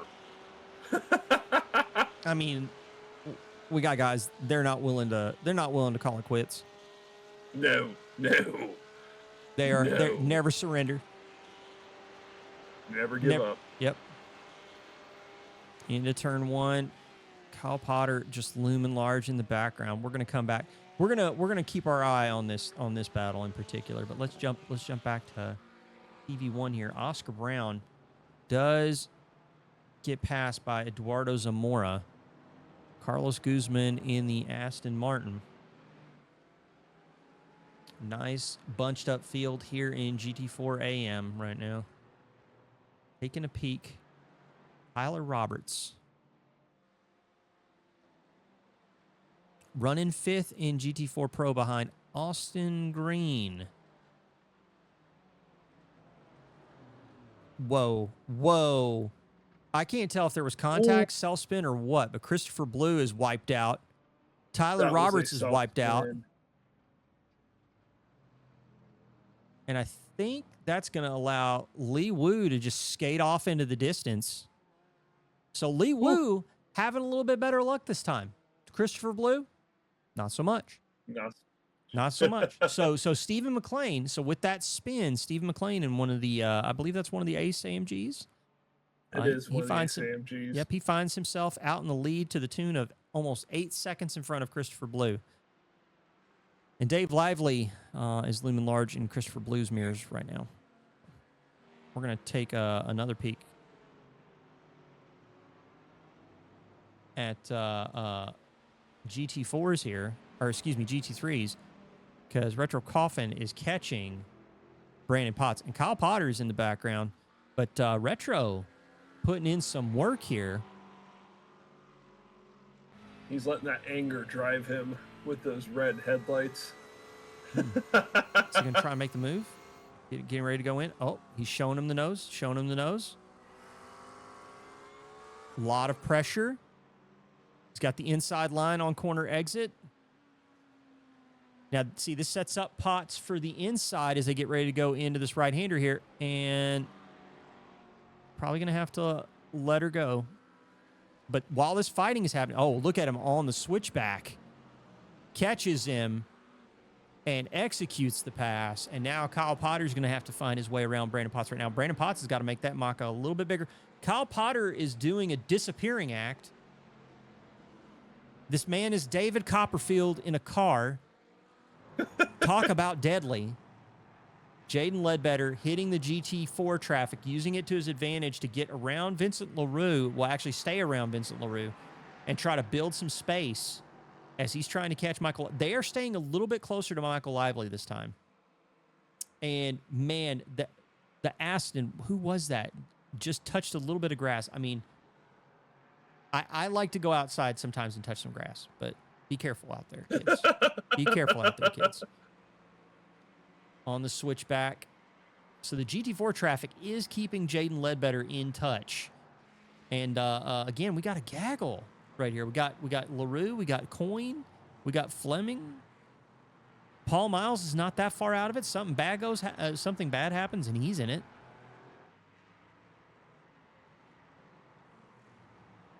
This is getting crazy. So all of the P3s are within about 5 seconds of each other. Yeah, that's pretty wild. That is pretty wild stuff.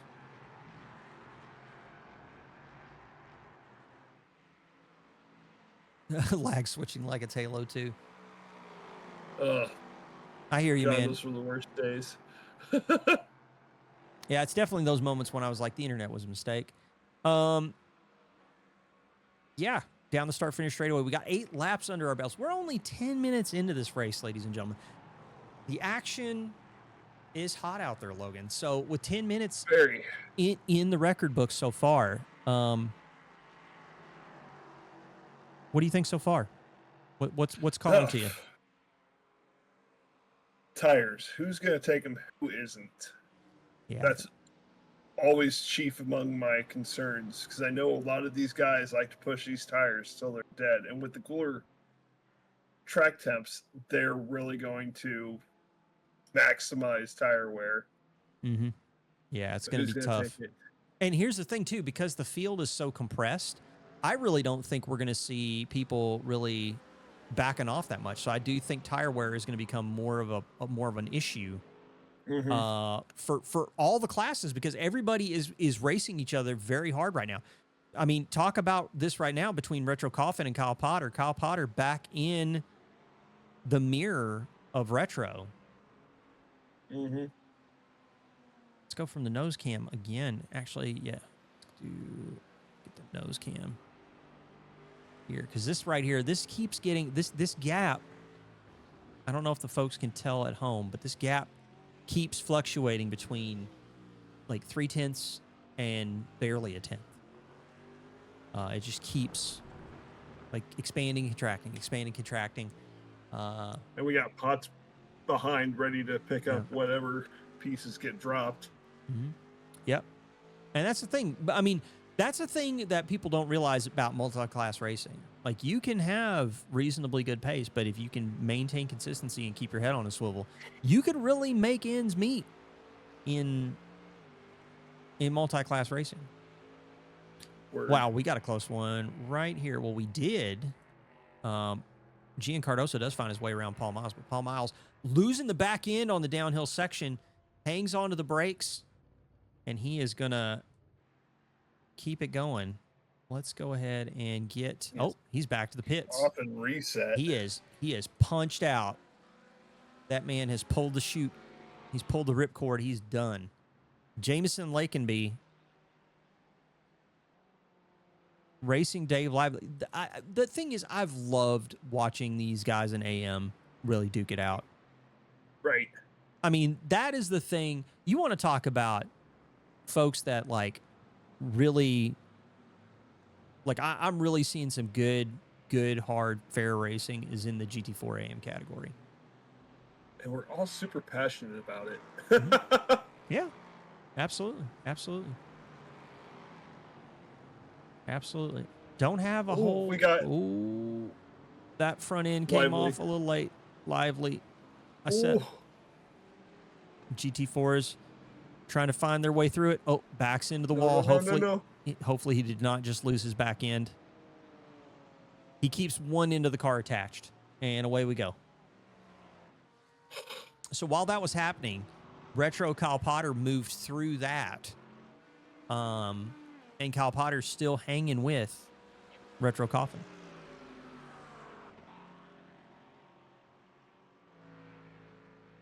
Something tells me those two are going to be fighting race. Yeah, it's gonna be. I think it's gonna be a tough one in the old stewarding booth. So those Porsches are better in the twisty parts, and the Mercs are better in the fast parts. So we'll see how this goes. I'm sure that's where Potter is making up all of his time, is in the straights, and Retro is just dusting him through the turns. Yep, letting the GT4 traffic know. Oh, Lord, he coming. Oh, my God. There is an absolute gaggle of GT4 cars in front of him. Oh, man. This is gonna be tough. This is going to be tough to watch. Who can better navigate the traffic? Yeah, because you know who's, like, looming in the background, right? You got Brandon Potts. You got Kerry Nolan not far out of it. And you know who's really making hay right now? That is Tommy Kogan. Tommy Kogan right now is just absolutely driving off from this bunch, taking advantage of every bit he can get out of the battling and the traffic nonsense. Word. So we got 15 minutes down in this race. I'd say we're probably 20-ish minutes before we start seeing our first round pit stops. Mm-hmm. So it's gonna be an interesting one. They are nose to tail. They're absolutely nose to tail. Oh, Retro, he throws it up the inside. Kyle Potter follows him. I'm looking at this and I'm thinking to myself, I'm like, man, I'm about to watch someone die. This is some gutsy driving out of those. Mm-hmm. Absolutely. They're pushing like it's the last lap and not the 11th lap of a 46-lap race. It is pretty crazy right now. These guys are racing like every single lap they're on is the last one. It's kind of wild right now. I mean, it is 2 tenths between these guys right now. Jeez. That is insane.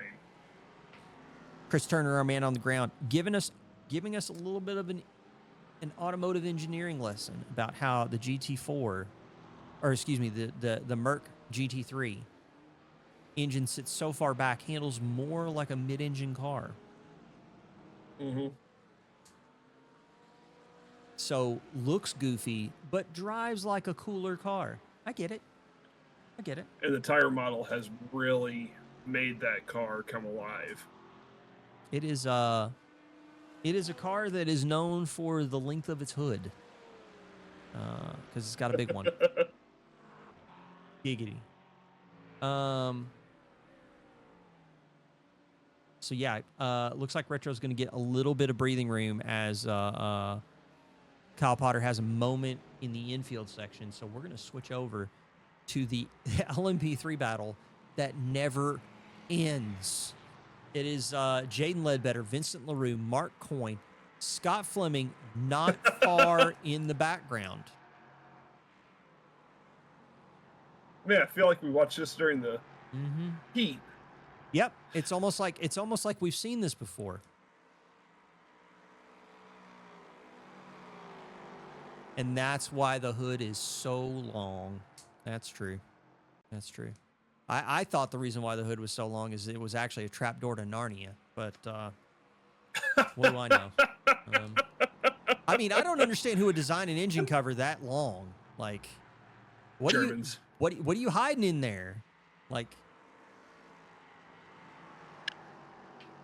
it's always engineering. Yep. They're like we need an engine cover that's big enough that people think that the car has a basement. Like, okay, all right, I get it. So anyway, and LMP3s, they keep right on going. Somebody we've not really checked in. Would you guess who's fighting for second and third in GT4 Pro? It's Henry Garcia and Tyler Torville. Now this time I'm wondering if Henry's going to hang on to it or not.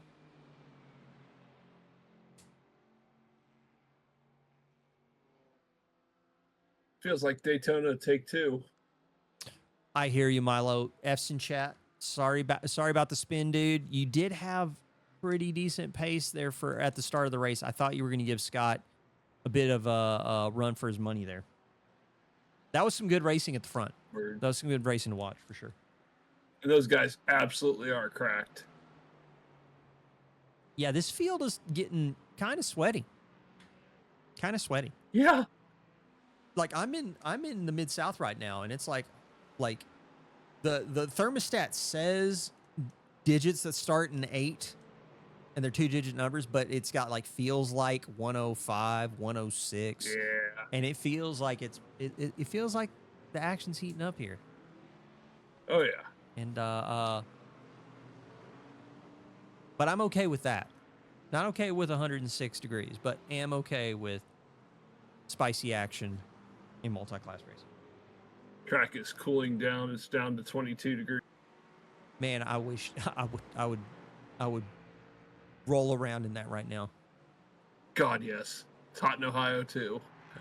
Yeah, you guys actually have some pretty bad temperatures too. Yeah. Man, LMP3s again. Vincent LaRue is just like, hey, Jaden, still here. Mark Coyne's like, will you guys kill each other already? Right. Oh, we got a GT4 off. car. That's one of the aces. I believe that is going to be Yep. Todd Torville. Lee Wu taking the early pit stop 20 minutes in. Do we have somebody pulling the Giga undercut? Ooh, that'd be gutsy. Lee Wu, Anthony Newman has pulled a pit stop as well. Although his was, I believe, for repairs because his time in there was like 2 minutes. With 19.5 seconds on the jacks, I'm thinking that's fuel. Ooh. Oh. Cohen just rolled off. Mark Coyne going in for the early one. If somebody in the LMP3 field was like, I'm gonna do something different, you can put your money down on the hardest working man in sim racing. You can put your money down. That's a safe bet. Just like it's a safe bet to basically switch to a battle happening in GT4 Pro and see Henry Garcia and Tyler Torville nose to tail. And Tommy Kogan's trying to find his way around safely, and it's pretty spicy. But anyway, you were saying, sir. The Chicago Street Course winner, Gab Chavez, 6 seconds ahead of Tommy Kogan right now in the GT3s. Good Lord. Yeah, I'm thinking to myself, I'm really thinking to myself, oh wow, is this the setup? That Kyle was Potter? a send. I thought Kyle Potter. Oh, these GT4s are touching. That is a send. Man, Oh, wow. That was so close. I was really thinking we were about to see P2 and P3 kill each other. But they made it out alive. Let's jump into the battle with Retro Coffin and Kyle Potter. Again, it just keeps going. I think Retro is basically hanging on so that he can get to the phase where he tries to get into the pits before Kyle Potter. And Michael Lively, something must have happened because Michael Lively's last lap was a 31.6. Maybe had some contact. Don't know. Looking back through the data, I don't see anything. But Jaden Ledbetter's right there. Right there. And if Jaden Ledbetter's right there, guess who else is with him? Vincent LaRue. Again, navigating through these GT4 cars. LMP3s trying to do their best.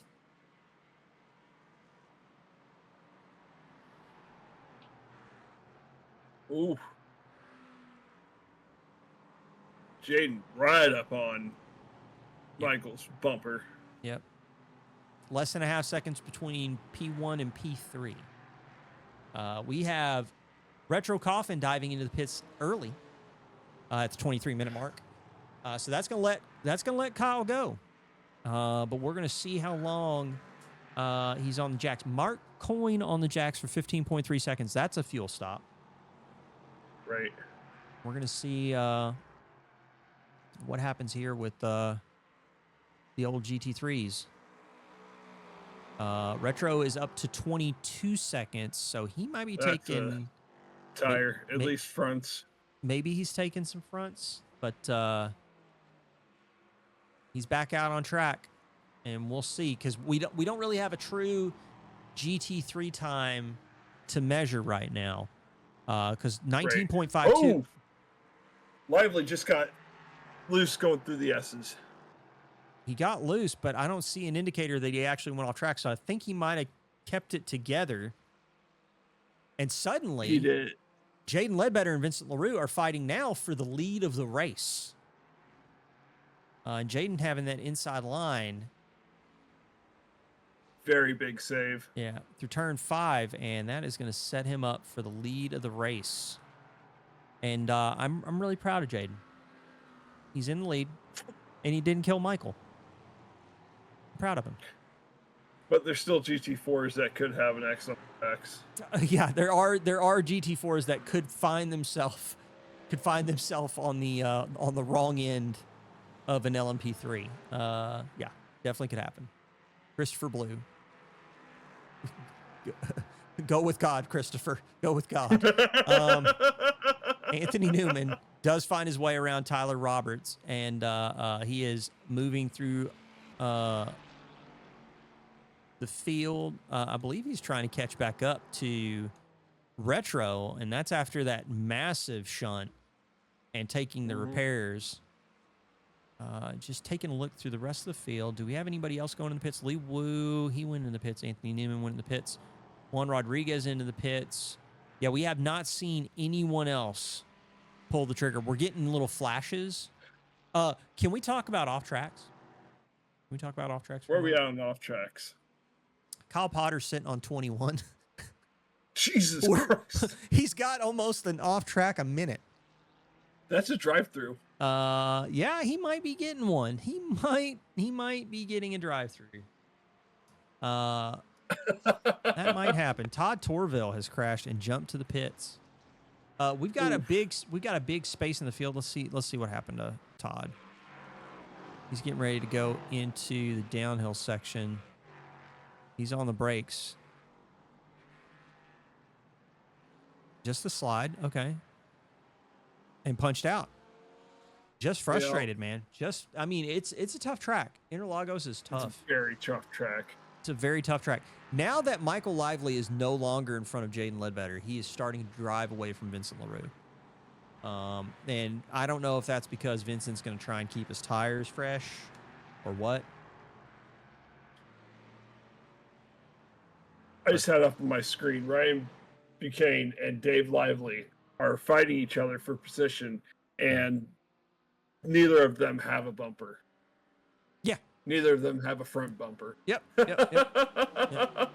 I mean, if you if we're talking about undead cars on tracks, like this is what it looks like, folks. LaRue is in the pits.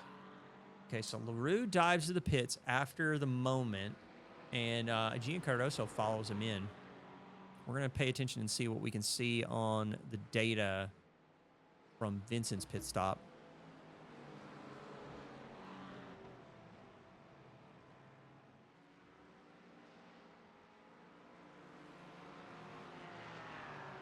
Vincent was 19.1 seconds in the box.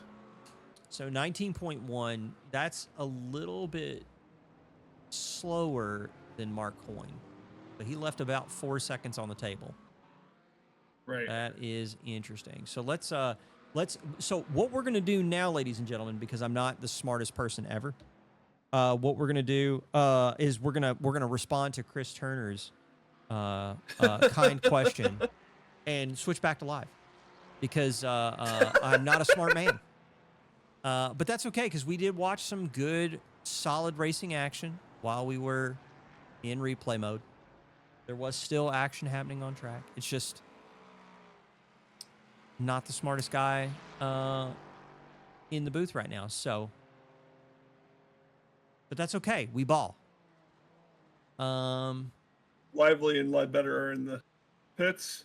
Yeah, I'm interested to see what that's going to be like. So where's Mark Coyne at actually on track? Mark Coyne right now, he's getting ready to hit the final corner. Yep, here he goes. So we're looking.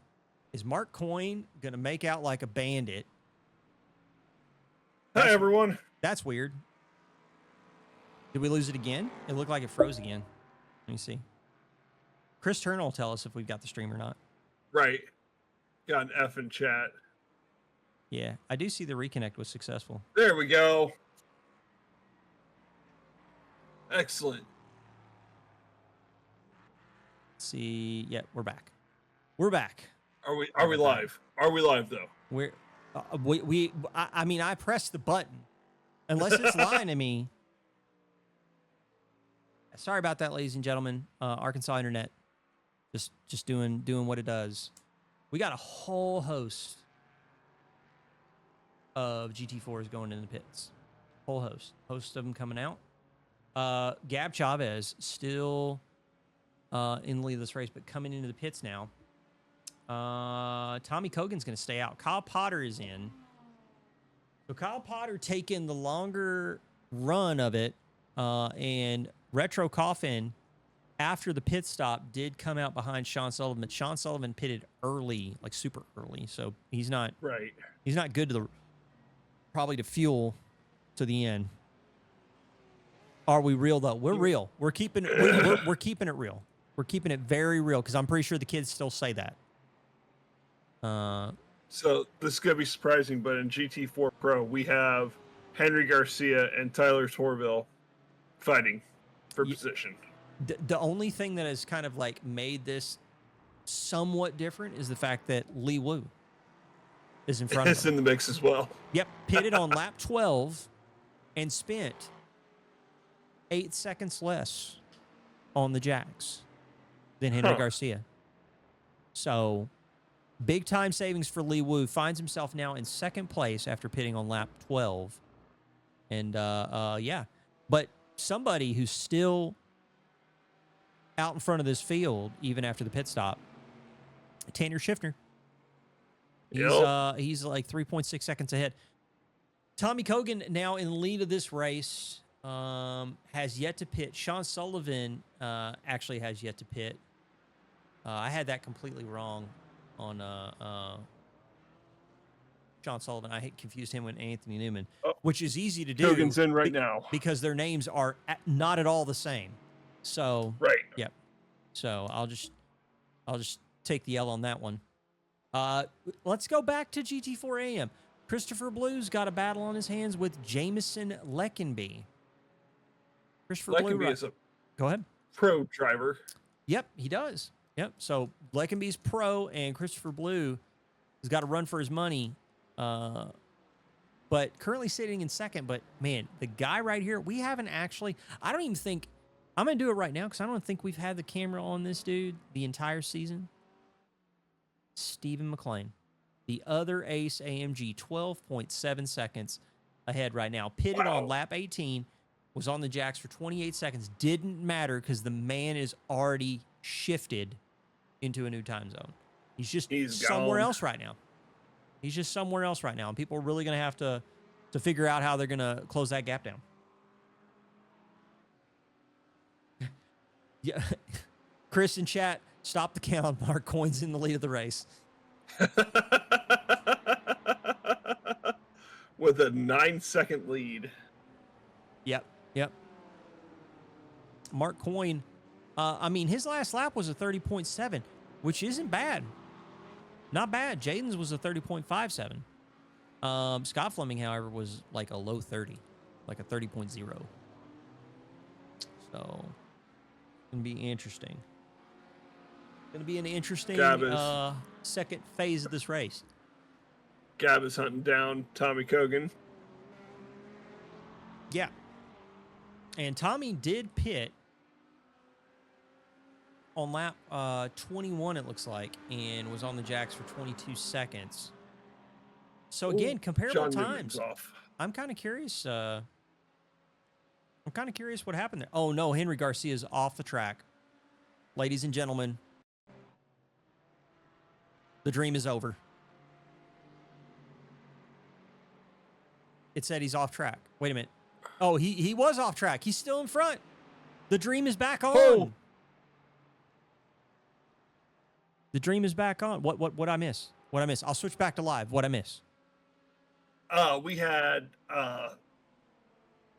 John Newman is currently getting spun by getting into it with Scott Fleming. Damn. Interesting. So he comes back out on track. Everything seems to be okay. Where's the moment with Fleming? Just happened. Just happened. Oh, wow. Like coming through Senna S's right now, probably. Coming through Senna S's, and he probably got into him. That's unfortunate. Because Fleming was chasing, he was chasing Ledbetter? Jaden. Yeah. Oh. That is unfortunate. Unfortunate. You hate to see it. Hate to see it. Jinx. Yep.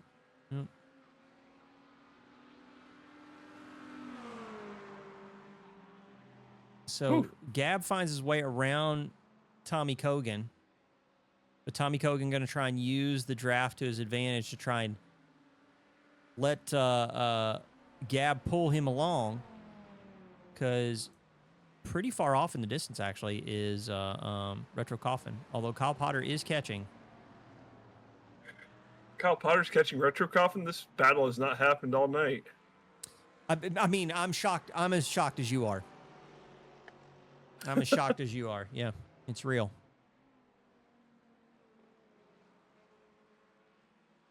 Taking a look through the field. Looks like we've only got 3 retirements. Todd Torville, or no, excuse me, 4 retirements. We got Dave Colson, Todd Torville, Paul Miles, and Thomas Cole. But we still have 31 cars out on track. Chris, that is the track limits paint job for Jaden's Green.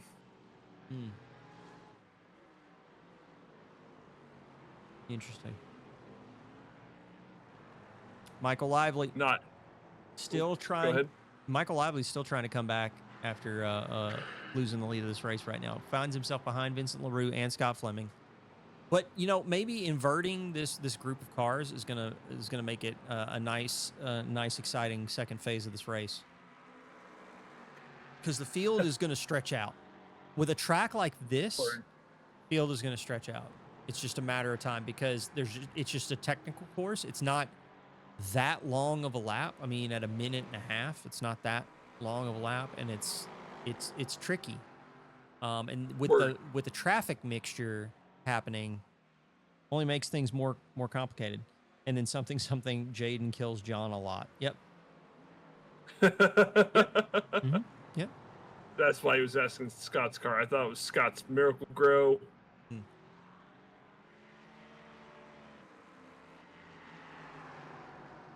Oh, I used wow. to drive by that factory every day. Oh, dude, on the exit there. That was close.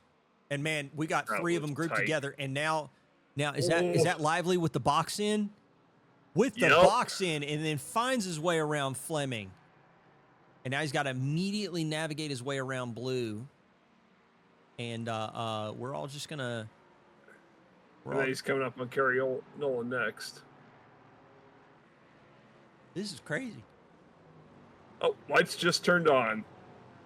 Lights have just turned on. Man, the new lighting model is so cool. I do like how it feels like the clouds have opened and God is just like shining light down on the track as soon as those infield lights switch on.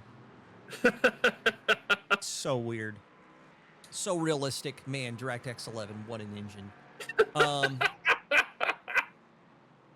Yep. 39 minutes. LaRue's around. LaRue's around and off track. LaRue spins and has to rejoin on the penultimate corner. And that's Gian Cardoso? Behind him. Yeah. Yeah. Gian's in it now. And would you believe it if I told you that Kyle Potter is chasing down Retro Coffin? Damn, really? That's crazy. Yep, we're going to ride on board with the AMG. So, ladies and gentlemen, the car is closer than this. It's just we're behind like 2 miles of bonnet. I just wanted to point that out.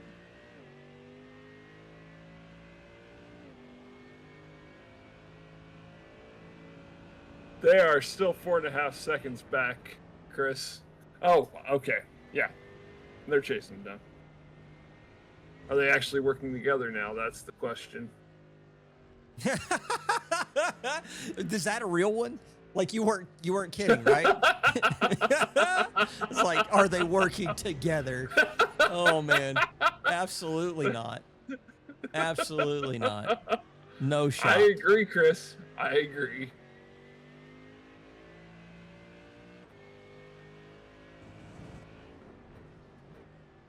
Stuart just going at it. Yep. Oof. That was a lot. Would you like to know how many off tracks Kyle Potter is sitting on at minute 29. 41? 32. 29. 32. Holy shit. Yeah. Well, sorry. The man apologized for swearing. It's okay. It's all right. It's all right. All right. If people are letting their kids actually watch this stream, I do. well, that's good. That's good. That's good. It's just swear words. It's okay. It's okay. All right. Like they don't hear it. Let's hop back to the TV and take a look at Michael Lively, because Michael Lively is still trying to run away from Scott Fleming as they go, and we'll ride on board with Scott Fleming a little bit. Let's see what it's like. If you've ever wanted to know what it's like as a letter's being delivered, this is what it looks like. So if you've ever wanted to know, like, it's getting ready to go into the mailbox, this is the view. Yeah, we got Scott Fleming here chasing down Michael Lively as they go into the infield section. They do have some GT4 traffic, I believe. Maybe some LaRue's around again. LaRue is just Looks having like a tough time. A tough time right now. 6. This is what the frozen meal sees from the microwave unit. That's fair. That's fair. That's a good one. I like that. Oh, man. Immediately had to move to the outside of Dave Lively as they go through the penultimate corner.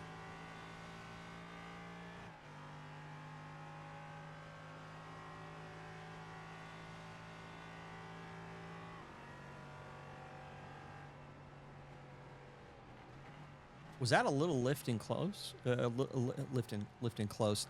Coast? Can I say for a moment that Scott Fleming is my new favorite person because his team name is Legends of the Hidden Temple? But here's the thing, Scott. Here's the thing, Scott. I do enjoy the reference. Thank you for adding it. I do enjoy the reference. The fact that your team name is the show name and not an actual team name from the show, like the Jaguars. I'm and gonna the give you. Panthers. I'm gonna give you a few points for the Legends of the Hidden Temple reference. But the fact that you're not the Green Monkeys or the Silver Snakes, missed opportunity. That's all I'm gonna say. Yep, partial credit. Partial credit. Yep. As the target audience for that show, I love that show. I still love that show. Yep. Good stuff.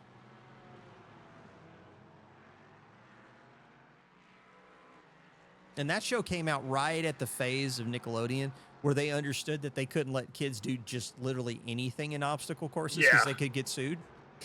So They all had mouth guards and helmets and knee pads and pads. Chris Turner does not know what Legends of the Hidden Temple is. Oh, Now here's the it's thing. a show that was on Nickelodeon in the mid to early 90s. We're the same age. Oh God. So I mean, I don't know what kind of cable they had in Oklahoma there. Oh, who's in? Kerry Nolan is in it. Kerry Nolan is in. So we lost the battle with Kyle Potter and Retro Coffin. Looks like Retro had a moment. Let's see if we can go back and see what happened here. That is not Retro. This is Retro. Okay, so Retro at the 46-minute mark goes into the wall after going through the pits. What happened Drive here? through. There's no Probably way that's a drive drop. through. There's no way. He had 21. He had 21. Kerry Nolan's, or not Kerry Nolan, Kyle Potter sitting on 35. Huh. I No. wonder what happened. No, he was on the jacks for 13 seconds. I think he was doing the early stop. Ah. I think he was doing the early stop.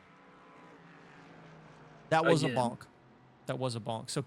So Kyle Potter now unleashed, not chasing Retro anymore, and finds himself navigating through some GT4 traffic, currently sitting in third in GT3 class.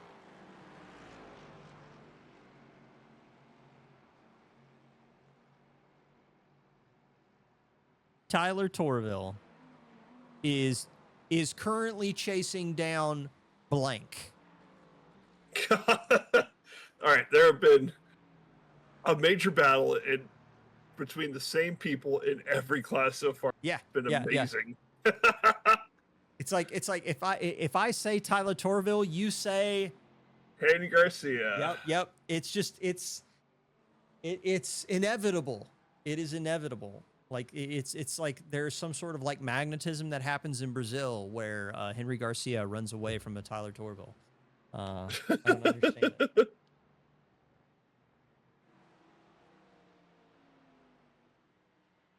So the field is stretching out, and this is what we expected to see.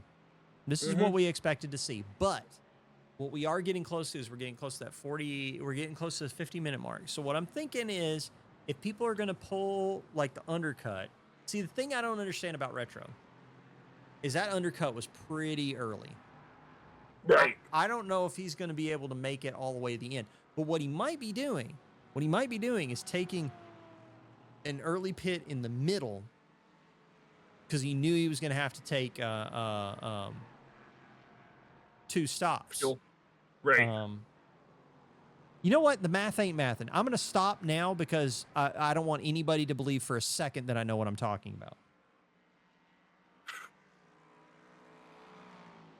They say the difference between the size and the WEC subrats. They're not joking. Did I take my shoes off to do that, Matt? The slippers never leave my feet, Chris. Never. Never. And we have a Porsche in the wall. That is John Newman, unfortunately. The downhill section in the Senna S's have claimed more Porsches. Porsche's doing Porsche things. Yep. And with traction control, you think it would do something to help you, but it doesn't. It's like the traction control just goes through a identity crisis. It's like, am I a toaster? Am I a microwave oven? Am I a dishwasher? Am I a scale? Oh, I'm traction control. I guess I better control the traction.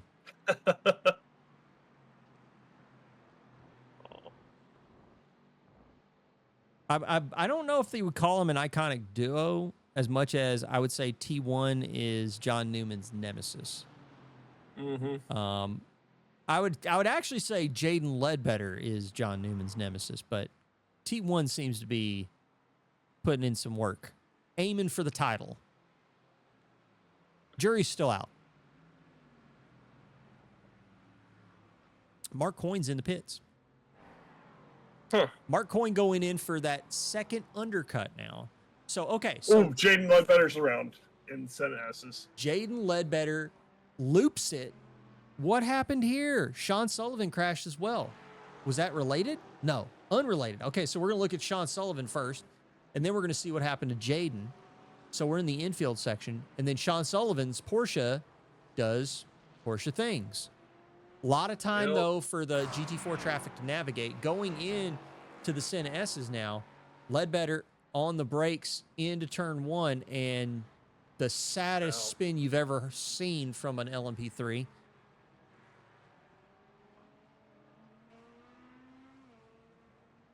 And then he gets back out on track, but he pulls it over to the far side and is able to keep it going.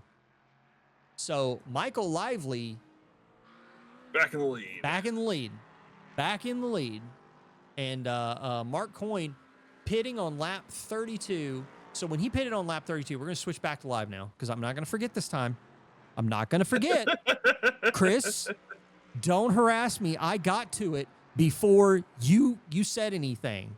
Like, the internet works that way. Like, I said it, made it happen, then I saw your text. Therefore, I was faster than you.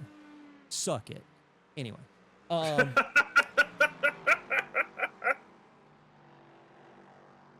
right. So, Jaden Ledbetter diving into the pits now. So, with that, so here's the thing.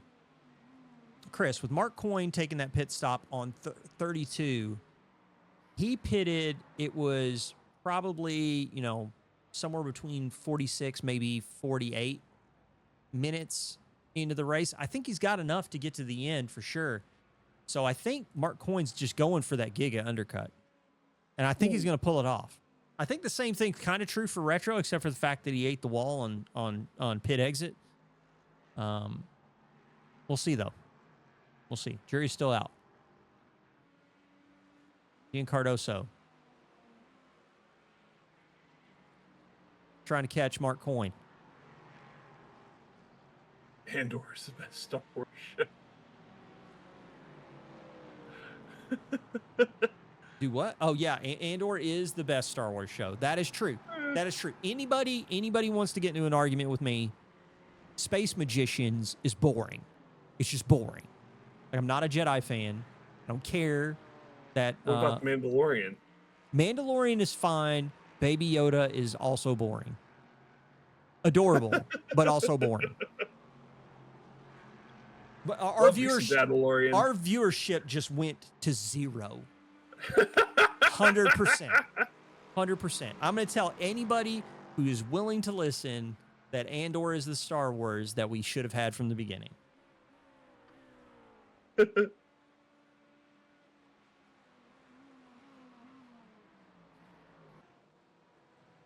Ooh, Tyler Torville. Henry Garcia. Henry's off. Garcia's Tyler's on the off. inside. Almost took out Retro. Oh, Retro snakes through. And now Torville unleashed. Torville unchained. Henry Garcia did give him a hell of a fight, man. For real. Sure did. For real. He can probably catch back up and Yep. He could. I'm waiting to see when the leaders are going to dive into the pits. Shouldn't be long. 15 minutes left to go and 16 minutes left to go in the race. So Mark Coyne again with fast pit stops, man. 16.85. I don't think Mark has taken tires this whole race. That's not surprising. I wouldn't. I've thought about it, but so what's happening here? Who were they chasing? That is someone just magic. That is 60. Oh, he gets out of the way finally. Okay. I was like, wow, dude is like, you want to pass me? You gonna do it on track, Ryan McCain. bruh. That is Ryan McCain, who they were trying to get around. Gotcha. Ryan, man. Ryan was like, I'm not slowing down for you clowns. No, he doesn't have to. Yeah, get good. So I don't want anybody to. I'll go ahead and share the news with everybody that apparently Vincent LaRue has set the fastest speed in the speed trap, 720 kilometers per hour. I think there's something wrong with those numbers. Jesus. 720 kilometers per hour. That's moving. That is moving. That is moving. The next fastest was 257. Jeez. Space magic. Yep. That's what it is. That's what it is. Somebody needs to cancel Vincent. I don't believe in space magicians. Cancel that man. Henry Garcia is like, hey, Tyler, you get to see my headlamps. Shocker, they never do that. Yep. Yeah, those guys haven't been around each other all. These two engage warp drive. That's right. That's right. Ludicrous speed. Yep. So Henry is keeping up with Tyler. So people might have been under the impression that Tyler was actually we're going to go pay attention to Kyle Potter now. Because that's Tommy Kogan. This is a race for second. Tommy Kogan. This is a race for second place. And Kyle Potter is right behind him. Holy Potter has cow. stuff for tires, for gas. So does Kogan, actually. Yeah, both of them still have to stop. Coffin is the only one. Well, Coffin and Nolan and Newman are all good to the end, I think. No, or Newman might not be because he had to stop super early. Newman's going to be borderline. Yeah. I want to thank everybody for hanging out with us. We are almost 57 minutes into this race. You're watching round 3 of Interlagos. This is Track Limits Racing Sports Car Series Season 2. If you want to check out the community, exclamation point Discord and chat, just join up. Get to meet everybody. If you're wanting to sign that wait list, we are full at the moment, but definitely get on the wait list if you're interested in participating in the series. It should be a lot of fun. We still got some really good races coming up. While we are watching this battle and Michael Lively is in the pits so that we can get some more timing and information, I'm going to look up real quick. Let's see. Go to the schedule section. Let's take a peek. We are going to be at Fleming does stuff to stop. Oh, he does? Yeah, Fleming still does have to stop. That's true. Our next race, ladies and gentlemen, round 4, July 19th, we are going to Road America for our mid-season 2-hour feature at Road America. That's going to be really good. You're really gonna want to tune into that race. That's going to be a tough one for the guys. But yeah, July 19th we'll be back. Kyle Potter finds his way around Tommy Kogan, and we have a GT4 off track that is rejoining in the middle of the corner. What could go wrong?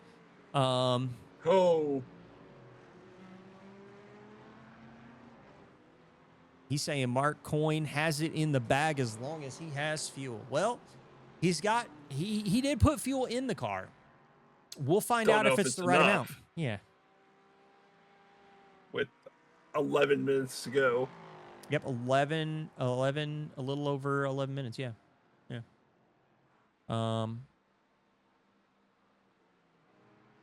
Stephen McLean finds himself behind Christopher Blue. Looks like something must have happened on track. Oh, Steve McLean actually went off track. That's what happened. Let's find out what happened here. Steve McLean was that GT4 that we saw go off track. And boy, does he go off. Wow. He finds himself on a different Down part in of the the gully. course. Yeah. And then he rejoins mid-corner and gives Michael Lively the biggest scare of his life. And Christopher Blue navigates his way around the outside. And then, yeah. That's how that was done. Ooh. Christopher Blue is in the pits. So is Oscar Brown. Oscar Brown has found himself behind Steve McLean, Christopher Blue. Oscar Brown's putting in work. Oscar Brown is putting Sean in Sullivan work. is off, and he almost took out Garcia. Let's take a peek. So Sean Sullivan in the Porsche. Oh, just bounces it. And wow, talk about fast hands from Garcia. Ooh.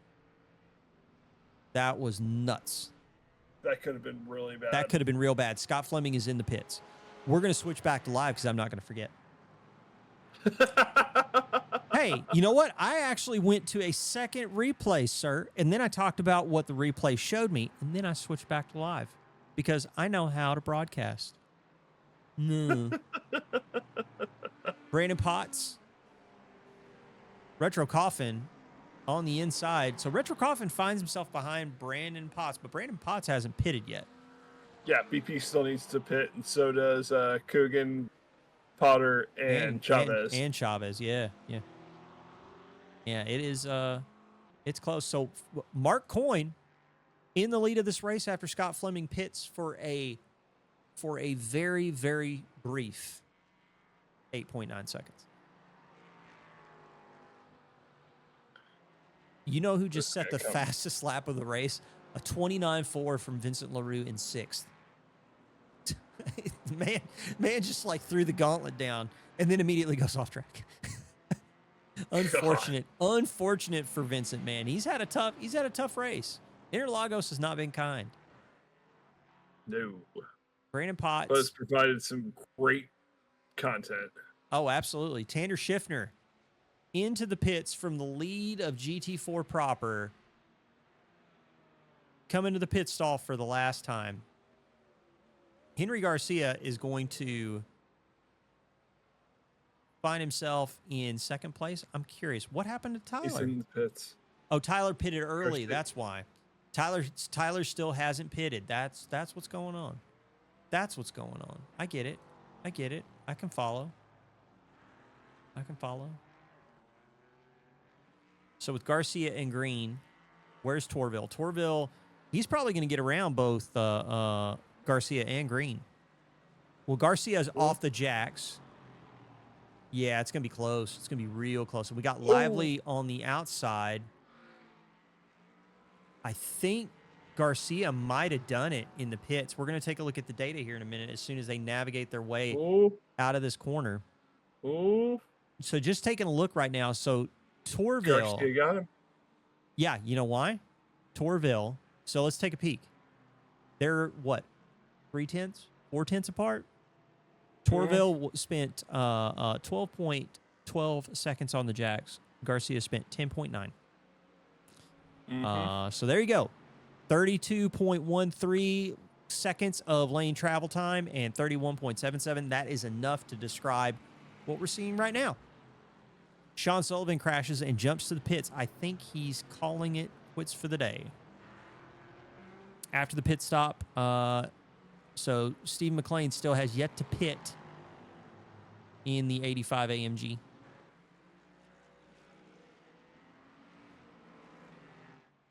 Mark Coyne, 11.6 seconds ahead right now. Mark Coyne. He can coast. Mark Coyne, if he has fuel to get to the end, which he should, that dude has straight up giga-brained this race. Absolutely, like, playing chess, everyone else is trying to win at checkers. It is something else.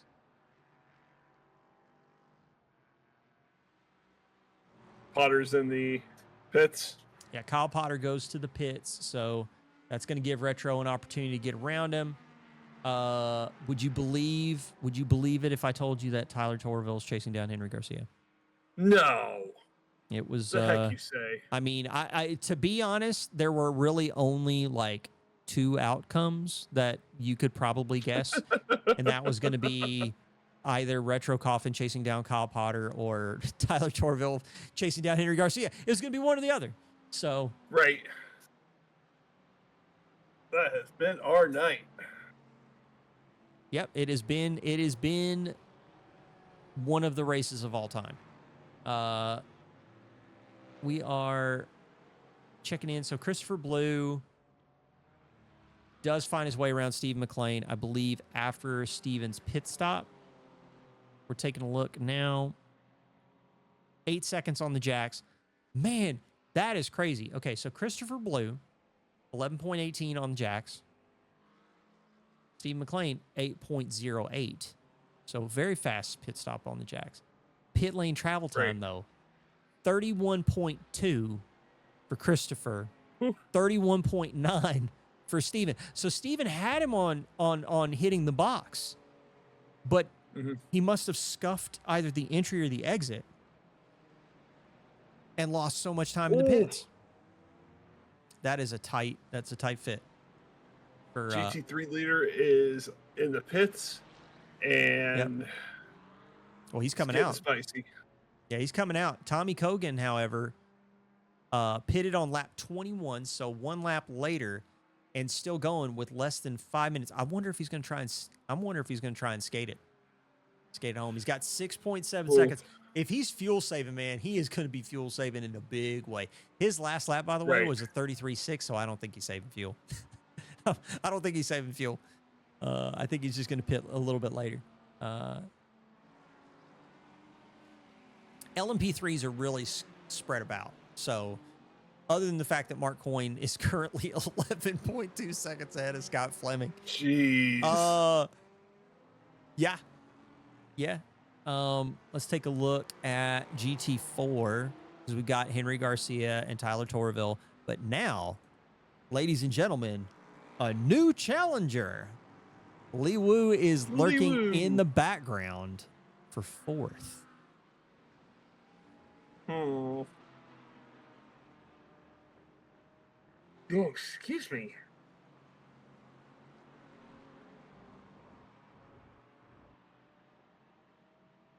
This man is he's gonna make him work for it. Tommy Kogan into the pits for the last time. Don't think he's gonna be able to hang on to the lead. Because here comes here comes fuel amount in. Yeah, Gab Chavez has already passed him. Here comes Kyle Potter. I think Kyle Potter's gonna get around him. Is Tommy Kogan though. So Retro finds himself behind Kyle Potter to the tune of what now? Like 8 seconds? Really? 8 seconds, yeah. Sheesh. Well, I wonder what happened in the pits for Retro. Well, I mean, he ate the wall. That was the one thing. Yeah.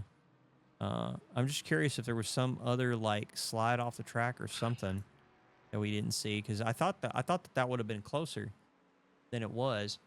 We are 1 hour and 7 minutes into this race, ladies and gentlemen. We are at the final stage here as Vincent LaRue is navigating through this GT4 traffic, trying not to disrupt these leaders. And Kyle Potter's right behind him, just trying to nose him through. Kyle Potter, by the way, is sitting on 47 off tracks. That is wild. Zamora's around. Oh, Eduardo Zamora spins. That's unfortunate. Where is Eduardo right now? Currently not showing in the top 7. Oh, wait a minute. Is Eduardo... Eduardo He is 228. Yeah, he's running currently 8th. That's why I didn't see him. So Torville, Garcia, Lou. This is what to watch. Although it does look like Lou pressuring Torville is giving Garcia a little bit of breathing room here in the feature race. A lot. As we hit late stage multi-class racing. Dave Lively is looped it somewhere. This is the battle to watch right now. Almost everybody else, like the next closest fight is like 8/10, and that's between William Lewis and Ryan Buchanan, which we'll take a quick look at them because William Lewis in the background is trying to chase down Ryan Buchanan in the 6-4. Currently, William Lewis sitting in 6th. Where's Ryan sitting? Currently 9th in pro. Right. And with that, Mark Coyne is 7.3 seconds. He's just cruising it. He's just cruising it. He could. I wonder if he's going to back off and take the checkers here. Although I don't think he really has to worry about it too much. Because no, he doesn't have to worry about it at all. He's going to cross. Nope. Ooh. Tyler Torville is right there with Lee Woo. With Lee Woo. And Lee Woo on the inside in the penultimate corner. Retro's trying to find his way around the inside. Retro is brave.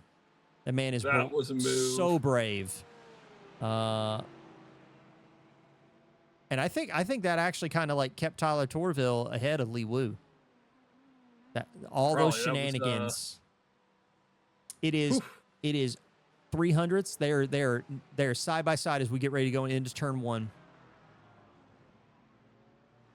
So this is going to set up Tyler for the exit into 4. On the inside.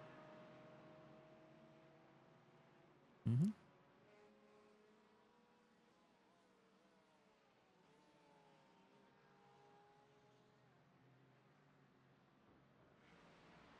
Mark Coyne takes the win. The hardest working man in sim racing has won Interlagos. Scott Fleming is What a finish. That is a good finish for him. The Legends of the Hidden Temple, LMP3 of Scott Fleming comes across in second, with Michael Lively going to have to settle for third after a really strong heat race, but that's still good points. Jaden Ledbetter is going to come across the line in fourth, with Gian Cardoso fifth, Vincent LaRue sixth. Gab Chavez currently about to hit the penultimate corner as he's getting ready to take the sweep, the clean sweep. The King of Chicago has moved up into royalty status here in Brazil as he takes the win here at Interlagos, with Kyle Potter looking like he's slated for a second place finish, followed by Tommy Kogan and Retro Coffin in fourth. Tanner Schiffner is going to come across the line with a sweep in GT4 Pro. Tanner Schiffner was really just running a pace game that other people just couldn't match. But, I mean, to be fair, also, like Henry Garcia and Tyler Torville basically just beat the crap out of each other the entire, 90 minutes of racing action here at Interlagos, with Henry Garcia getting one over on Tyler in the feature race to finish in second, with Tyler Torville in third. Lee Woo did not manage to find his way around Tyler. Austin Green's going to finish in fifth. In the AM category, Christopher Blue's going to come across the line with Stephen McLean in second, Jameson Lakenby in third, I believe, with Oscar Brown. No, Oscar Brown's registering is in third. I wonder if that could be just because of people already dipping out of the server. What we're going to do is we're going to go ahead and switch over to those results real quick and see if we can get those to pull up. So let's clear this dude out and go to the feature race results. Disappear. There we go. So all the cars have gone to the pit stalls. Very few lights left out on track because they just don't have those at night in Brazil. I guess over at Interlagos, they don't light their tracks up. But I mean, to be fair, a lot of road courses don't have overhead lighting. But Mark Coyne with the win, the GigaBrain strategy from the Zero Traction Heroes. The lights got stolen. Jeez, Scott, somebody is doing donuts and maybe hitting the wall on the start finish straight. If you look really closely, that is Schiffner. Yeah, Schiffner is trying to do donuts, and they're not. Anyway, so Scott Fleming Second place finish, 7 seconds back. Still a good race. Good points haul. Lively is going to have to settle for third. Jaden with fourth place finish. Again, the LMP3s, they're going to continue to be tight with Gian Cardoso, Vincent LaRue, and Paul Miles rounding out the LMP3s. Let's go take a look at GT4 Pro. See how that shook out with Tanner Schiffner dominant still. Still a force to be reckoned with in GT4 Pro.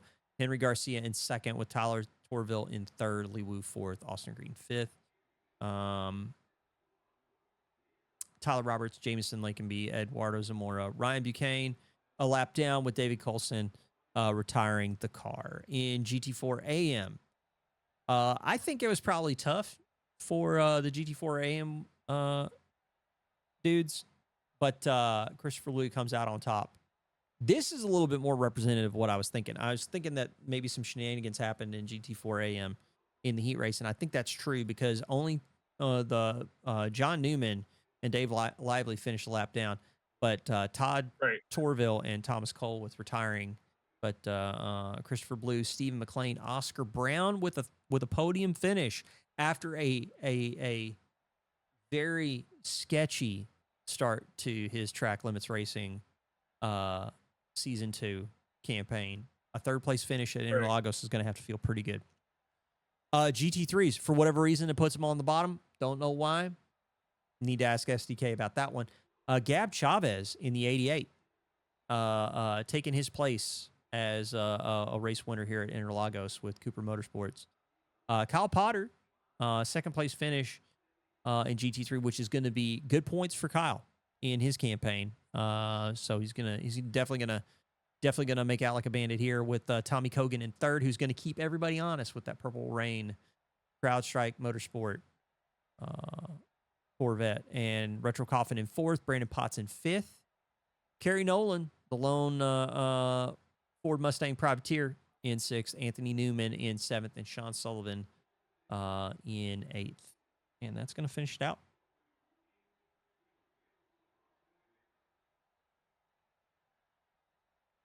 Take consecutive podiums? Yeah, you will. That was a really good race. That was a great race. Yeah, that was the Interlagos. So I don't want to toot my own horn or anything, being one of the broadcasters that did the broadcaster pick, and we all agreed on Interlagos. But we're geniuses. What can I say? So yeah, I mean, we all just know that really what should happen from here on out is Jaden should ask the broadcasters randomly what tracks we should race at, and we should just pick the season. That's what we've really learned here. That'd be the best. It'd be the best for everybody. So, ladies and gentlemen, thank you so much for being a part of round number 3. Interlagos was a blast. Looking forward to that next race. We do have Road America, the big feature, July 19th, 2 hours, 120 minutes of your favorite road course in the United States of America. It is going to be a blast. We hope you all will come join us. Yeah, I'm going to go see what we've got to do as far as rating material, but I wanted to ask you, Logan, big takeaways from Interlagos.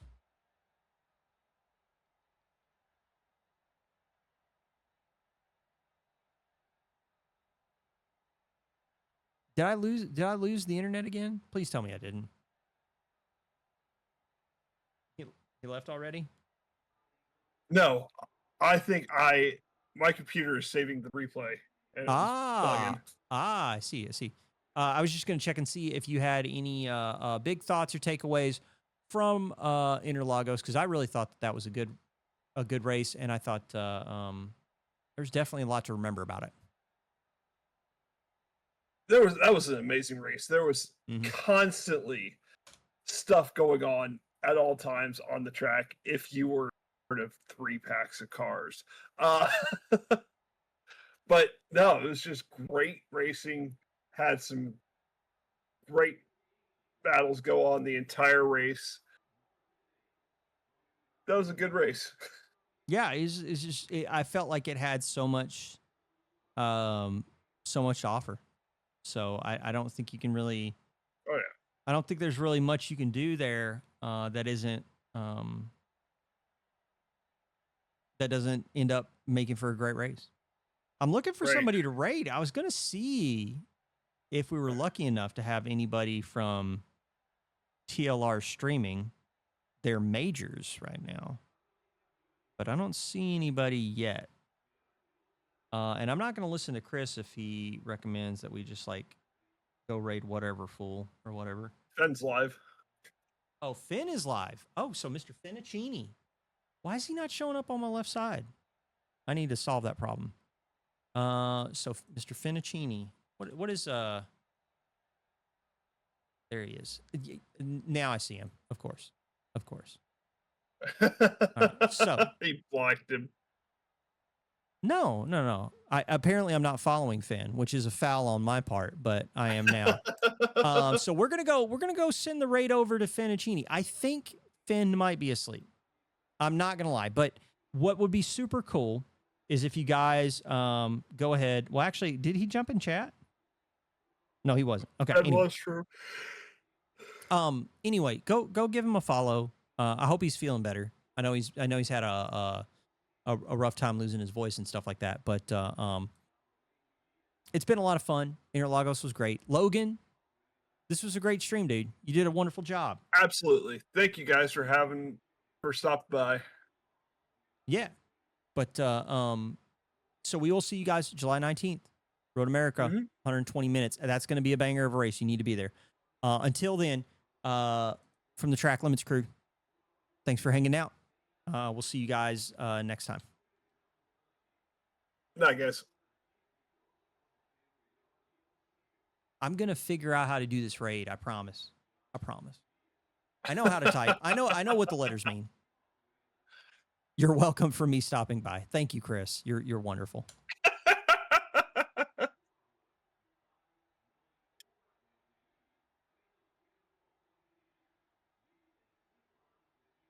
Oh, excuse me. I know, right? See you guys. Night.